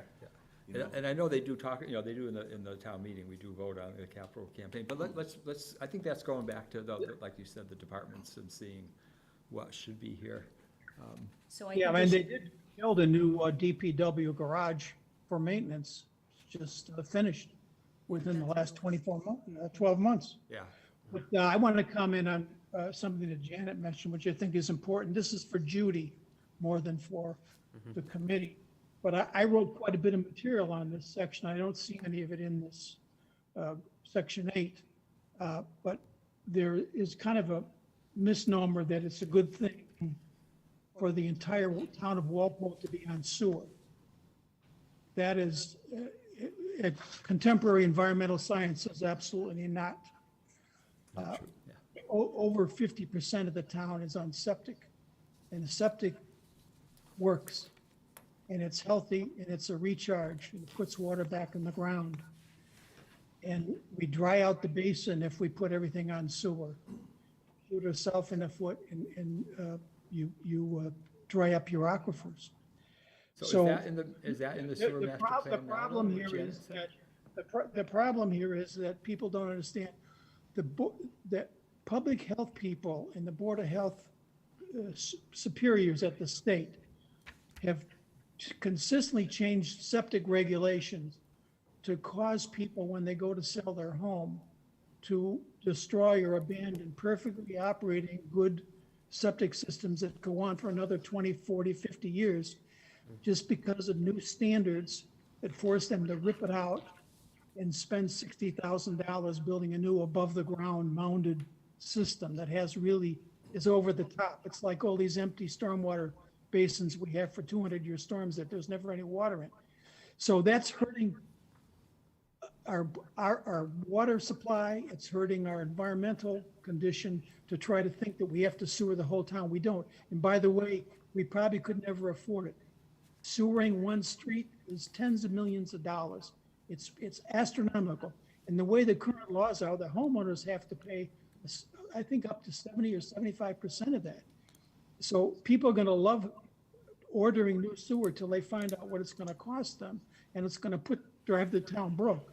So people on the bandwagon of sewering the whole town of Walpole, it's a serious problem. It's millions of dollars, hundreds of millions of dollars. And really what we should be doing is working with the health people. When you realize that islands like Nantucket down on the Cape, they have state-of-the-art technology septic systems that can go anywhere. And there's no reason why we force people to not have a septic system or abandon a perfectly good septic system with ridiculous rules that could, if we adopted new standards in the current state-of-the-art technologies, they could have septic and they would never have to go on sewer. And it would be healthy for the environment, healthy for the town's economy, and better for everybody.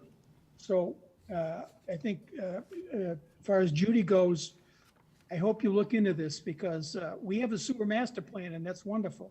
But we don't have to implement it if we're smart. And it it's is up to the better if individual. we don't. Whether or not they go on, so you can stay on subject. Yeah, so that might be something we mentioned, that we should, maybe take a look at the sewer master plan. And like John said, it's true that We're gonna pull it's this better to section have. and just send it back to Judy? Or, What do we plan to do with this section, Phil? So I think what we said for sections 8.1, 8.2, we wanted to go back to, have Judy go back to the, These consider. already exist, basically. Yeah, what they existed. And I think we need to maybe reach out to our department heads or just find out ourselves what we have. You can, I just had a comment on 8.2, which is just, Yeah, also one of the things John brought up, but I always say engage a consultant. Maybe she could also, like, first of all, we might have economies of scale with 8.2, with 9.2, which is establish a long-term plan for protecting historical and cultural resources. But just maybe adding some, in the descriptive part, some of this could be defrayed by funding sources from the Mass Historical Commission or working with Preservation Mass and looking into things like adaptive reuse, zoning bylaw change. So I think this could be expanded a little bit more. And it doesn't necessarily just have to be, just hire a consultant. It could be, The 8.2. look into grants Yeah. to get this work done. because we've been trying to reuse the old town hall for a long time, and it is a problem. We need to do something about that. But maybe hiring a consultant, like you're saying, may not be the, Or just, Or- if someone sees that and says, oh, another consultant, but like we could try to do funding. I applied for a grant to try to update our historical properties survey and they said no, but I was like, maybe if I can apply for a different one, like for something like this. I'll just keep trying. yeah. And, But it may not necessarily have to be just a town expense is what I'm saying, is we can look in for other. Right. and the train station, of course, is not something the town owns, but it's a historic building, and it would be nice to see something happen there. But you want to add language though, Jen? Just to, and maybe if we're gonna go back, just to have her look at it and maybe to make it a little bit more, to add in For, some thoughts about funding sources and sources. alternative Yeah, we funding don't have to sources. have unlimited consultants. I did that one just for you, John. You're welcome. yeah, because is there still, there was a committee looking at the old town hall, and I know there've been a couple, I think there've been a couple It's iterations. supposed to be disbanded rebooted. already. There's a couple It just issues. came with their recommendations and it's over, I believe. Haven't There's they supposed to been be done? there was gonna be another iteration, Another one? but we haven't started up some yet. ARPA funding got Are you on that appropriated. committee, Jen? Or- I was supposed to be, but because of the historical commission, Okay, it yeah. hasn't started up again. There was a charge from the select board. Yeah, and we're gonna have another school, we have the Johnson Middle School will become another building that, Bill, if I may, on 8.3, I think you should add the word roadways. They do it in South. roadways. No, Continue to update water, sewer, sidewalk, roadways, and storm water infrastructures. That seems to be a mission, does it? Okay, so I want to come back to where we're going to be, where we are on each of these. So just to be a little clearer, 8.1, we want to go back, have them, us find out what is going on at the town departments and have them go back and redo that one. 8.2, we do also want to have them look at this again, and we want to incorporate the changes that Jen mentioned, the funding sources. And, I mean, it is a problem, but so maybe what they propose, maybe it needs to be changed.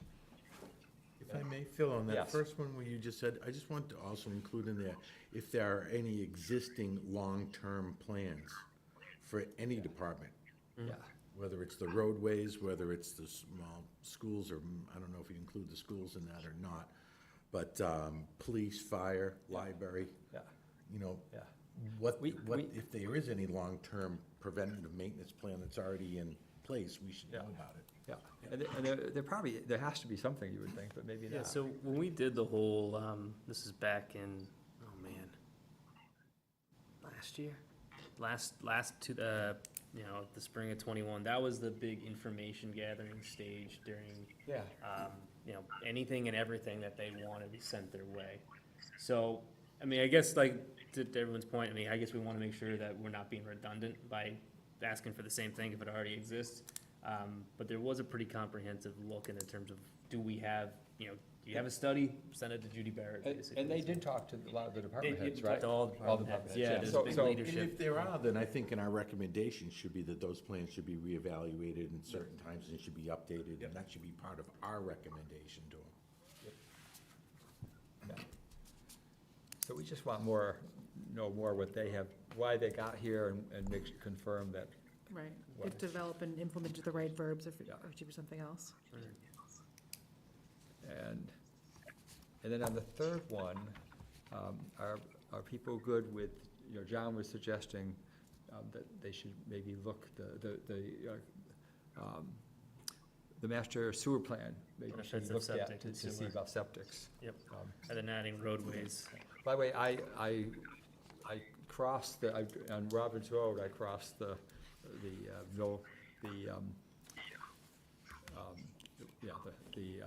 brook there, the river, which the name just escaped me for some reason. Millbrook, River? Millbrook. Springbrook. No, it's not Springbrook, it's the Minebrook. Oh. Minebrook River on that's the aquifer for the northern, the Millbrook, the Minebrook aquifer. There is actually no water running right now under Robbins Road, which comes from the swamps. If you're up at Downton Middle School, behind there, all the swamps, you walk up on the Bay Circuit Trail behind the waterworks, that is our aquifer for the Minebrook well heads. And I've never seen it that dry, that long. So it's, Could I pick up on that, Phil? Something you'll hear more about. but we just lost you, John. Uh-oh. We're at a stage with the state, they have these new. John, you Getting you a walkie-talkie. try one more time, yeah. Forever contaminants, they're never gonna be able to get rid of them. They're gonna keep coming back.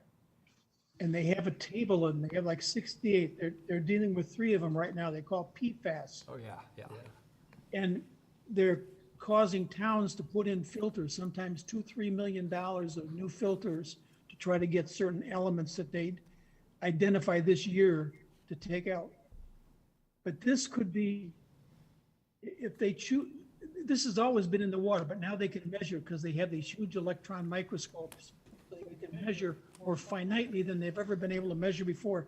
They can find something, so they can complain about it, that's a forever contaminant. But the big picture of this is, if you can understand, these suburban towns like Walpole, we had many industries here, multi-bestos, Bird Machining Company. We had many mills, many industrial uses. Those artifacts from 100 years ago, 200 years ago, 150 years ago are in the ground, are somewhere, and somehow we're going to wind up, as these people keep doing more in-depth measures, they're going to find contaminants. So we can't account on if we have 20 aquifers or 50, 15 or whatever. We can't count that we're always going to be able to pump all the water we want at an economical way and serve the community of 25 to 50,000 people. The MWRA, on the other hand, takes all its water out from western Massachusetts where there's been no development. They're in the pristine woods, the Quabbin Reservoir, et cetera. And they bring it in and they don't have the PFAS in their water. So when the commission is trying. John, we need to move on. This is more important than this whole report, what I'm telling you, Phil, so just be quiet, listen. This is more important to the town of Walpole than anything you've said in this whole report. If we don't have water, you don't have a town. So, And I'm telling you something that the people are ignoring. It's nice to sweep it under the rug. but John, I think you're recommending we need to We hook should be into the going to- well, WMR. I'm telling this for Judy then. Yeah. She should mention that we need to explore a supplemental hookup, which was very easy for us to do with the MWA. So we have the capacity to supplement our production of water today to the future many decades of generations. And it's penny wise and pound foolish because the MWA is going to shut its doors probably within the next 36 months. So all the South Shore communities want to join. There's only so much they can take. So And, John, you know, so that was a recommendation I think you mentioned last It's going to meeting. be, this is the kind of recommendation should be in this report. Yeah, so we can do need to that. talk to the commission about it. So, So John, if you want to put that in writing and forward that to me as well, I mean, I certainly have it here, but I think Phil mentioned that at the start of the meeting. And if anyone has any additional recommendations, Katie had a great one in terms of looking at public safety. All this is good information, let's take that, I'll forward that to Judy, and then when we meet again, we're still going over a litany of recommendations, this is just kind of the That's start. right. And when we go through all the recommendations we get back I from did her, send that to you. we want to know all the ones that we had considered, so that we could add some, it'll be up to us at the end what is actually in the Yeah. report. So that's a good, no, thank you, John. You're welcome. So I think I think at a point where we can, Just hold on it. do Or we would take a motion basically to send in our comments Comments. regarding this so we're, section to Judy for we're not, further you know, review. so we're sending back comments on all three of these back to Judy. And I think are we good, and, you know, So we don't Pat need a would vote. do, well, We could take it as a vote, just a yeah, motion. Just a vote to so send it that- back? that- Send it yeah, back so- for so further that's a review. Single vote. We send back all three to Judy with the changes that we mentioned, and including one John just mentioned on the MWRA, and the ones. Public that- safety. Public safety, yeah. So with that, Andrew, Yes. Janet, Yes. John, Yes, Jen, Yes. Mike, Yes. Danelle, Yes. Katie? Yes, Myself is a yes, so it's 800. Okay, and that brings us to number 10, which is the community health. There's just one now, actually. Yeah, and we already did 10.1. One or two. So, community health is invest in resources and services to protect the health and well-being of Walpole residents, especially the town's most vulnerable people.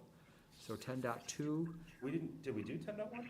We didn't do 10.1, 10.2, we took Oh, the motion to 10.3. include that with. 10.3, we. Oh, I'm sorry, 10.3, sorry, yeah. So I got the wrong. So I had comments on both 10.1 and 2. I Yep. don't know if you want me to, Let me just read it very quickly. yeah, go ahead.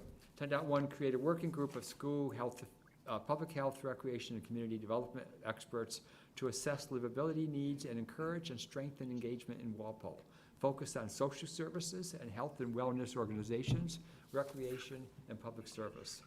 And then 2 was establish a town-sponsored and supported diversity, equity, and inclusion partnership integrated with the school department's existing DEI initiatives, diversity, equity, and inclusion partnership. And then 10.3 was the one we already did. Okay, so, Mike? Sure. So 10.1, I think it ties back really nicely to all of the surveys that we got back from the town.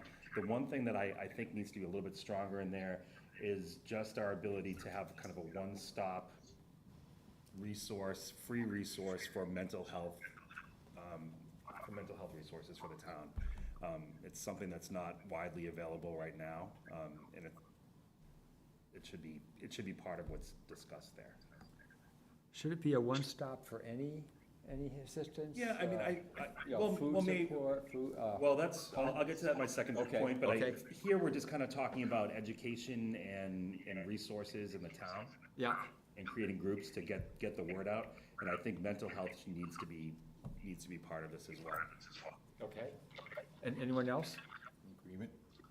I didn't think, back to my comment, my long comment in a prior number, in the last paragraph, where it said encourage housing density and choice in downtown. I don't think that's a health goal.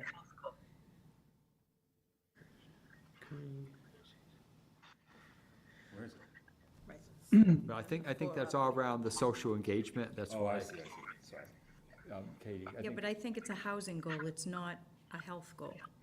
It's specific to housing. The walking, biking, you could put socializing, but housing is housing. Yeah, that should come out. That shouldn't be there. Housing density. Agreement? Say encourage housing. I don't really have a problem with it, but I don't think it's a big deal. Encourage. It's double dipping. Okay. Any other comments?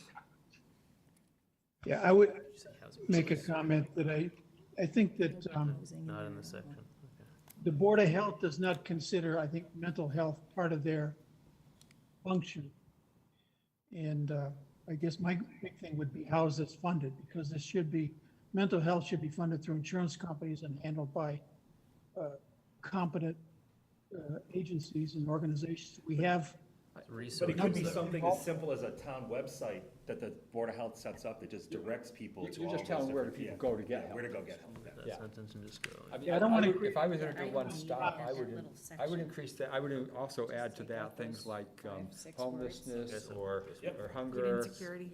You know, that all the, you know, but, by the way, that's Centers helpful, to because anything sometimes that's we not- run into someone who needs help. That's could be the a neighborhood. It's nice to socialization know where Yeah. to tell them to Yeah. go. in my eyes, but No, The- yeah, I the agree with you. top- The top response from the survey was to engage schools, the senior center, the churches, and identify people who need help in connecting them with appropriate resources. That's sort of that's sort of what this is speaking to, right? Yep. It talks about investing in walkability and connectivity and resiliency strategies.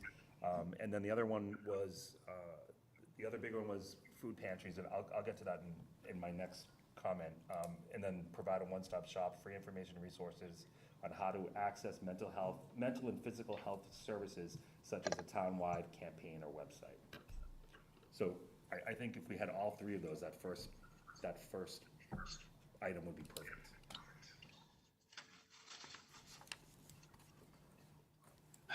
So what did you add, Mike? I just want to make sure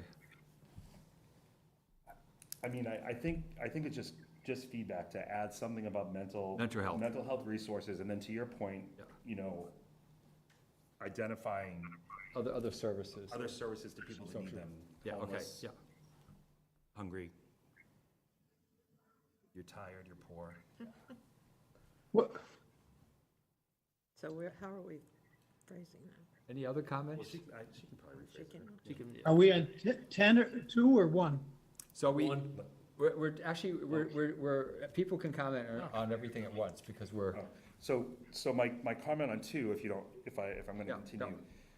So first, I wanna go on the record of saying I'm not opposed to any kind of DEI initiative. I think they're all very important. I think that my comment here is that as a committee, I wanna make sure that I'm saying this correctly. As a committee, we should ensure that the entire plan or the recommendations that are coming out are all inclusive and equitable and are able to reach all of the members of our community, right? That should be one of the mission of the master plan. I don't think it's a community health objective for this group to say that the town needs a diversity and inclusion plan. I think it's out of the scope of at least community health, whether it goes someplace else or not, or just part of the overall mission. I just don't think that it belongs here. And I think that we're really missing some of the higher priority items like accessibility of healthy food, accessible healthcare downtown, addiction and recovery services, transitional services, and then mental health we already talked about. So I would like to see that in place of diversity and inclusion, with the understanding that as a group, we're making sure that the services and all the recommendations we're making are for everyone, right? yeah, although I think the reason why you do these things is because that is making sure they include everyone. So as it says here, you have 15% of the population who speaks a non-English language at home. That's So- not true. So, Well, it's true That's or a not, it's false- not community health. well, I think you're just reaching out to everyone. I mean, What section should it go under, if not community health? I don't know. I mean, I don't think that it's inappropriate to be in the master plan, and I don't think that it's not important. I just don't think that it's health. it's, Well, it says health and well-being, isn't that part of well-being of Walpole residents? yeah. You have to feel accepted as part of protect your health mental and health. well-being. And what you are trying to do is you're trying to make sure that like the 15% of people, whatever percentage it is, that they're included in getting, you know, services or getting, you know. And again, I think that it's on us to make sure that the recommendations that we make provide for that, right? But is it our goal to, I mean, are we supposed to dictate to the town, you need to set up a townwide diversity and inclusion organization as part of the master plan? I think it makes a lot of sense. I think it does, because They already have it. in we don't have coordinated activity right now on this issue. And when you look at Sharon, when you look at towns across the Commonwealth who have a set body, just like we have the Conservation Commission or the Recreation Commission. We have a dedicated body to address this issue of diversity, equity, and inclusion. We can debate what section it goes in. I think it's a really wise goal because frankly, WPS, the Walpole Public Schools, has this entity, but they need broader buy-in from the Yeah. select board, from the town government, the municipal side. And that's And what this is so- doing, it's a partnership, working with the school and the town as a whole to, I guess think I don't though- know where, I guess I yeah. don't know where it belongs, but I think that especially if we're making recommendations and putting policies through and housing and resources, right, if there is a diversity and inclusion committee, right, they should have purview over some of those recommendations that we're making. It doesn't exist now, it should be separate. I just don't know if it goes under community health or if it needs to get attention somewhere else. why don't we make that, I think we should go and vote on this, but we can bring open the issue where it should be, but. Question it, but- yeah, because I mean, I don't have a problem with it here, because community health and the community Similar to- well-being. The point is that that's taking up one of the, I mean, I know that we're not limited to those, Oh, but I yeah, would like to yeah. have another recommendation out there that talks about the other things that are important to Okay, people. so why don't we add another one too then, that we'll cover both? similar to what Mike said, though, I had written down, without talking to Mike, I agree with establishing a DEI partnership, but lumped under health, it's not solely a health issue.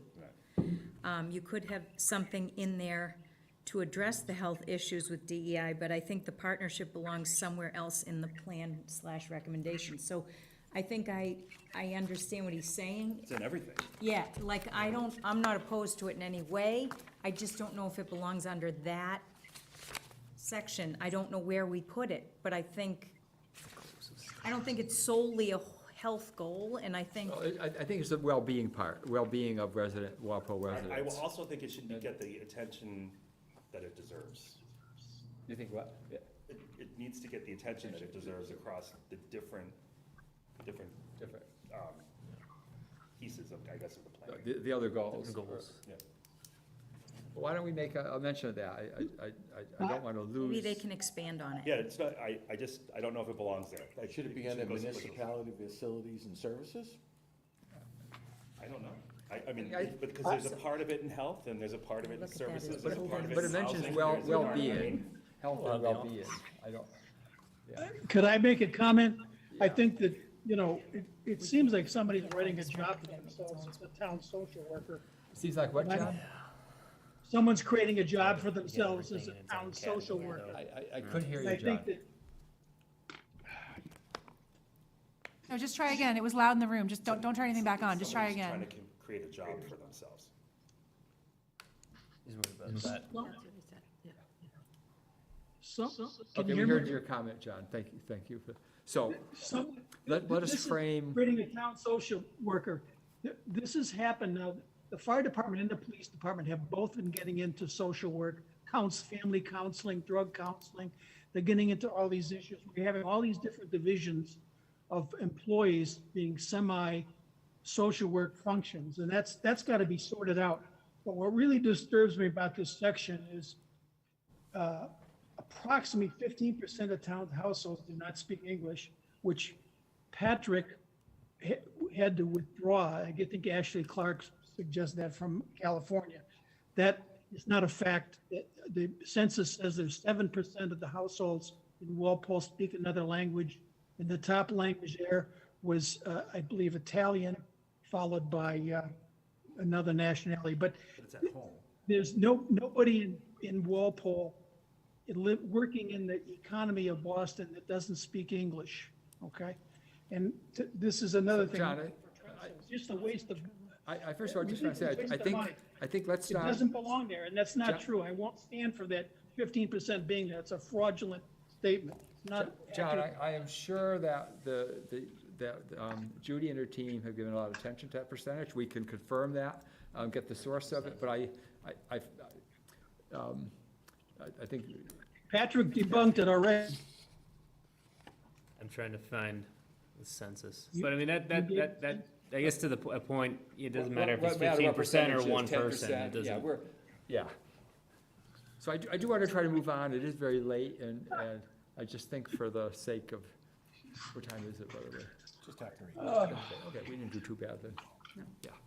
So virtuous. That's a good thing. I mean, I don't want to rush things, certainly, but I'm just trying to make sure that we're keeping, you know, a little bit to the topic. So, so while we talk, Patrick will take a look at this to see if he can find it, or maybe not. So why don't we leave that as an item? We can go back to them and ask them where they got the percentage from, but either way, there's some percentage and of people who speak a different language, and we know, if you talk to teachers in the school system, and I know several, they tell you how many different languages the parents talk.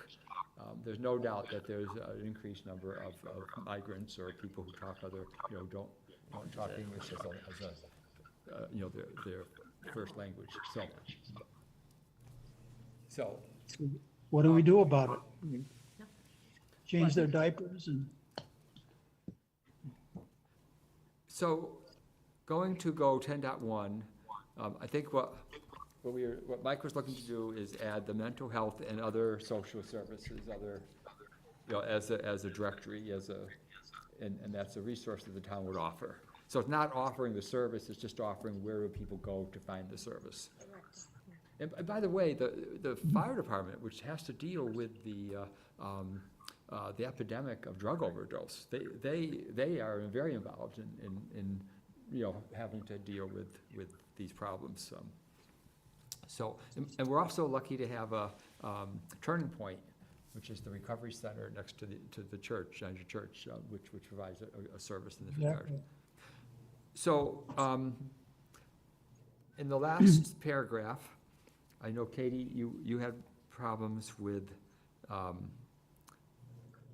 We were just gonna downtown. remove those 6 or 7 words there. I mean, I don't think it's a big deal either way, but why don't we take them out and just,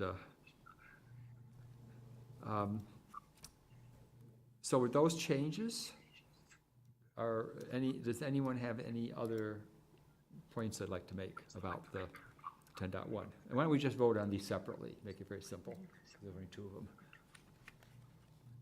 So with those changes, are people good voting for 10.1? Yes. Okay, so,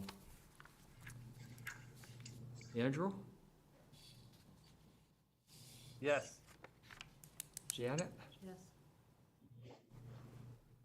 John, yes, Jen, Yes. Mike, Yes. Danelle, Yes? Katie, Yes. and myself is yes, so that's 800. Okay, for 10.2, so I heard, so one thing, some people were thinking this didn't belong here, it belongs somewhere else. I myself think this is the right place for it to be, because I think it all gets into the issue of well-being, so I think that's, but let's just take first the actual recommendation, and then we can take second where it should go. And what I would propose that we recommend back to Judy to see whether there's a better place for it, is what I would recommend. So, does anyone have any other comments about the recommendation as a whole, not where it goes?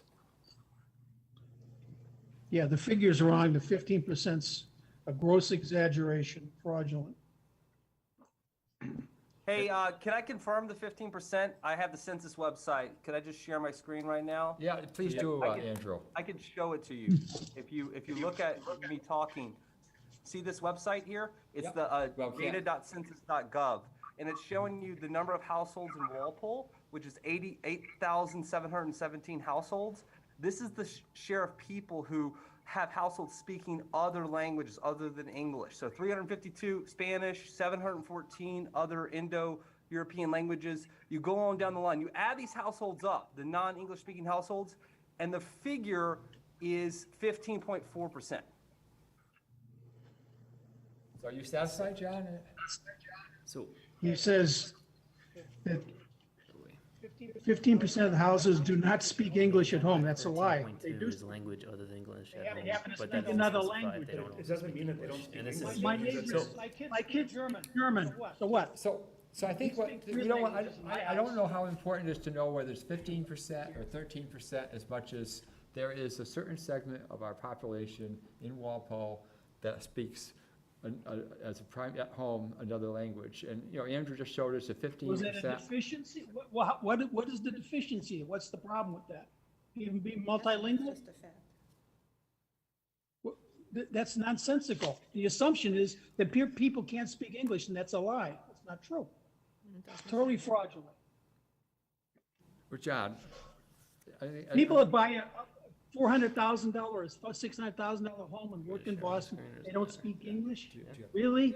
Their kids go to Okay, so, Walpole? Patrick has another source as Oof. well, so. Idiocy. What, he can have all the phony data he wants. It's not true.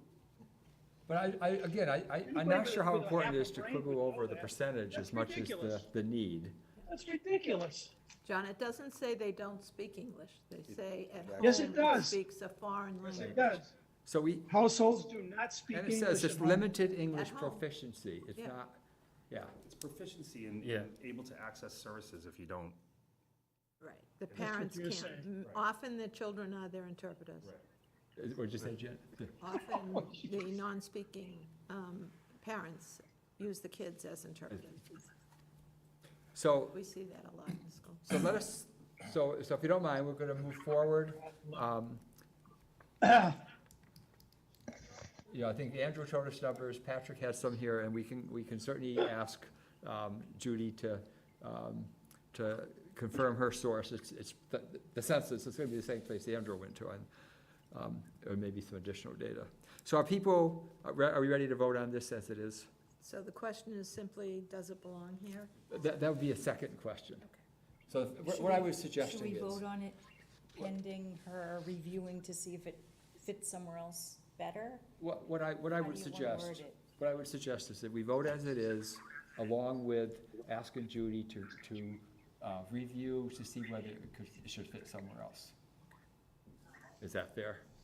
So my last comment is the very end, it talks about the community health needs assessment conducted by Norwood Hospital in 2015 suggests some stuff here, right? So if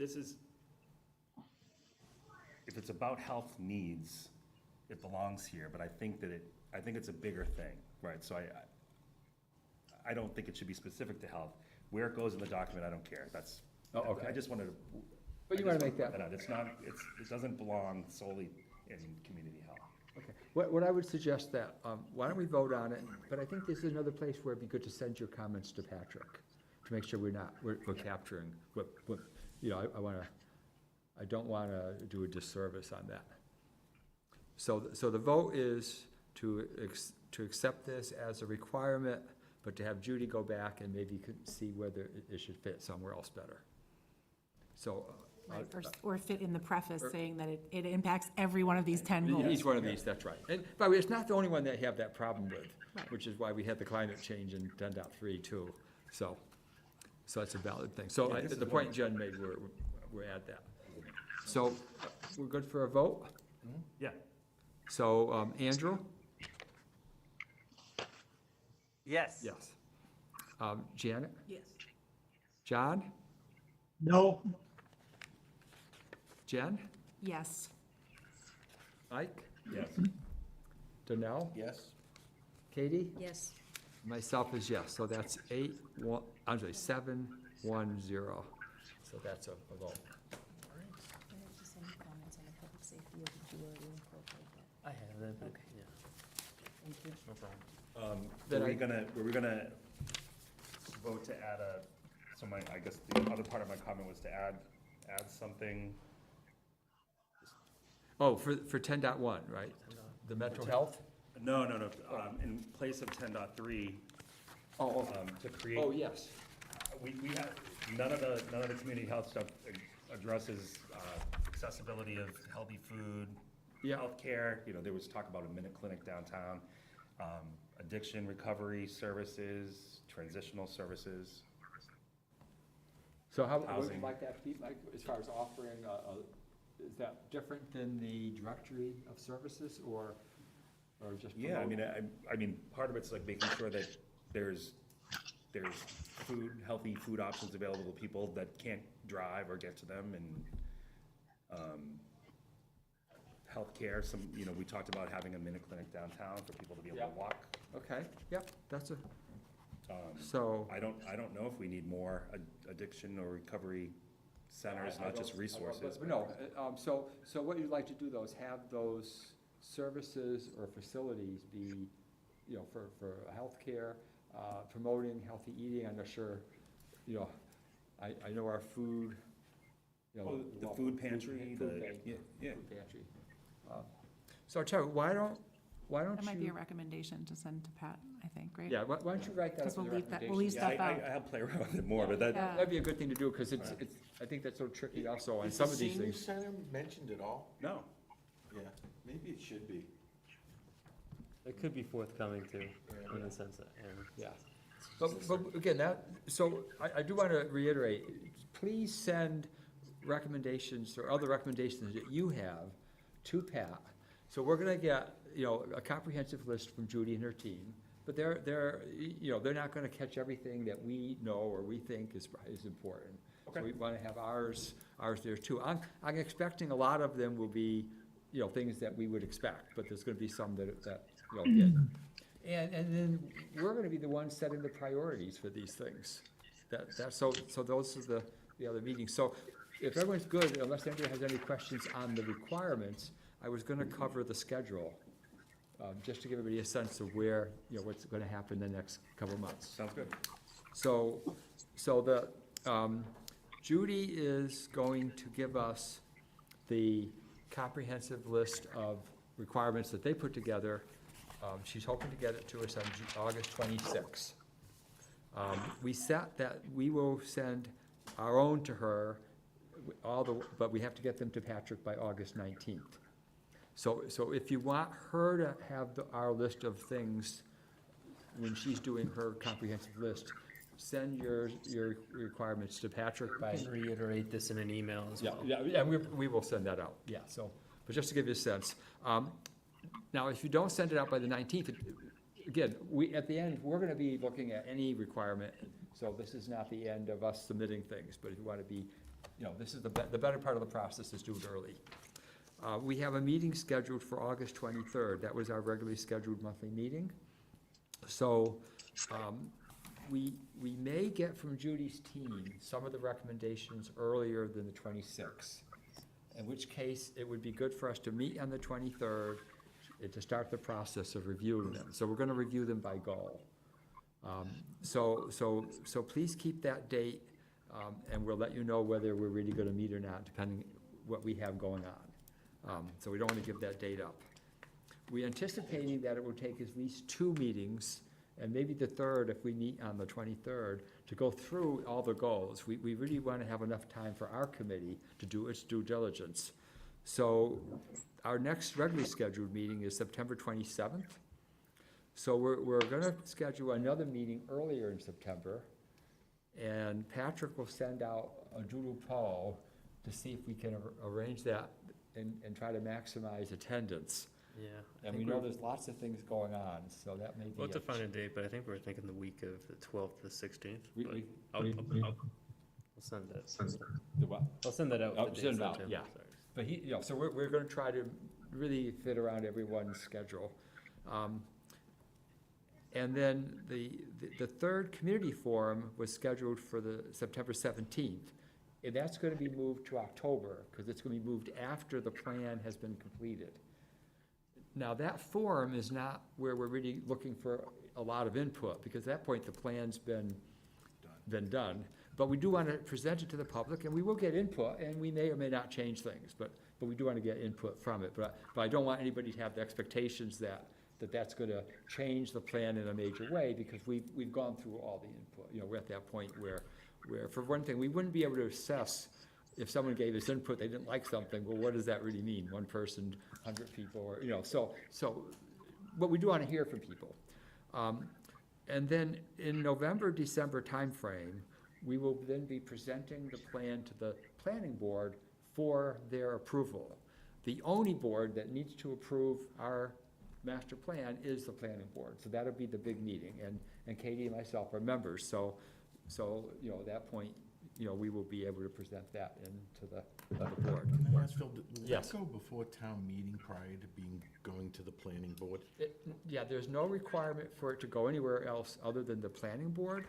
Yeah, What but a do lot we of want it towns- to go to town meeting before it goes to the planning Yeah, board? yeah, so what a lot of towns do is they do present it to the select board and the town meeting. Whether we select it, whether we present it for a vote, or just, you know, those are some questions I think we need to think a little bit about. Well, that's what I was asking. I'm Yeah. wondering if it should be going to town meeting and the selectmen to get their input before it gets to the planning board to be voted in. I mean, I think it would be better that if the town people and the selectmen had their input before it got voted in. So that the planning board vote would be the final, which is the only vote that's required, would be the final, that everybody's behind it. I think we should, maybe something to think more about. There's a pros and cons of that, you see, on the, I mean, I think at the very least, we want to present it to the planning board, I mean, to the select What board. are the and- cons again? It's very big, though. When you say present it, like, it's not a, You'll have to go over at town yeah, meeting. it's Yeah. an awful, it's, It's- A we- good we may not summary do and it- questions or. yeah, Yeah, so, we I may not do it mean, at this town meeting. it's a situation of it should we probably may be not be ready to. distributed What? ahead of time, maybe, give copies out, Give a review give a of where brief. we're at. yeah. Yeah. So we, that, different at a vote, that's what I'm trying to distinguish between the two. Yeah, Um, but, and I can't, it's so much, it's so comprehensive, you can't go over every point. might No, be no, also a there great should idea. be, Yeah. But there should be a one-page so- bullet thing that goes to town meeting saying blah, blah, blah, blah. Yeah, blah. so we will So they do know a, it's taking Summary, place and yeah. going on. But we will do a status at town meeting. Yeah. schedule And we will do as after much as we town can. meeting. If we've already, Town if meeting is the we've opportunity completed to, like- everything by town meeting, Right. we can give them what it is. Come to a meeting in a week. I agree with that, yeah.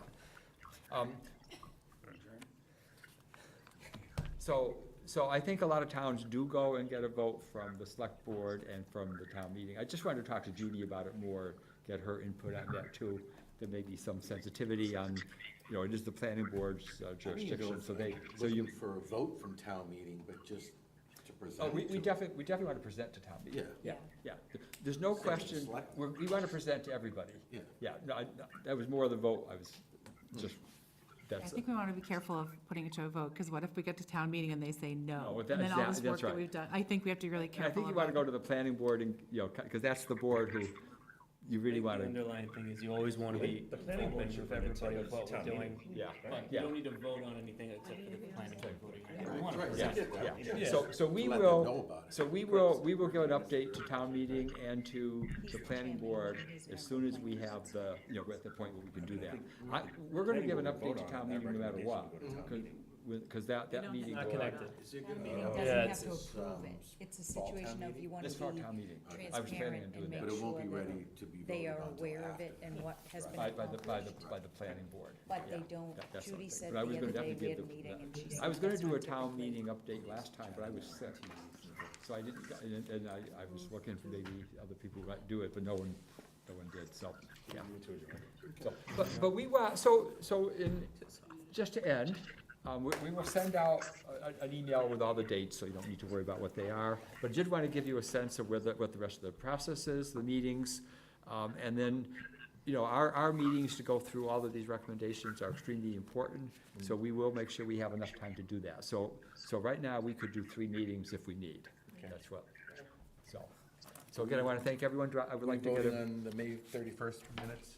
Oh, yes, and that's the other thing. I want to thank Patrick for doing that. Did anybody, they're posted to our Dropbox. I don't know if people had a chance to look at them. I did. Thank you very much. No, that's, The only thank you. place I'm in- Are people prepared to vote on that tonight? That's where I've been putting. Sure. On the- most on of They the- don't have to go on. So do I have What do they do? Oh, Yeah, they do. yeah. Do anybody have any questions or But comments or meeting changes? material, I've just been throwing it there. I'll make a motion then that we approve the minutes for May 31st, 2022. Second? All in favor? So we do a roll call vote. Andrew? Yes. Janet? Yes. John? I'll abstain. Jen? Was I there? I can't remember. Should I abstain? No, I'll say yes, I was there. Yeah. I can tell you in a minute. Present? Yeah, I was- You? Yes, Yeah, I was You were there, yeah. Jen.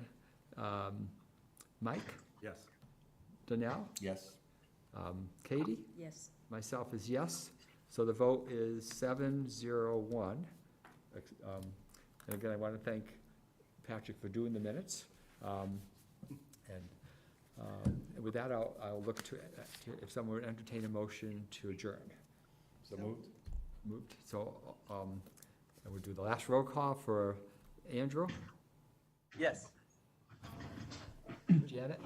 Need a second, Phil. What? You need to have a Oh, I second. need a second. Oh, Well, I'll Mike second. said it, and Oh, I'm sorry. Oh, didn't, gotcha, sorry. John, Yes. Jen, Yes. Mike, Yes. Donnell, Yes. Katie, myself, yes, 8-0-0. And again, I want to thank everyone for attending tonight, for the flexibility.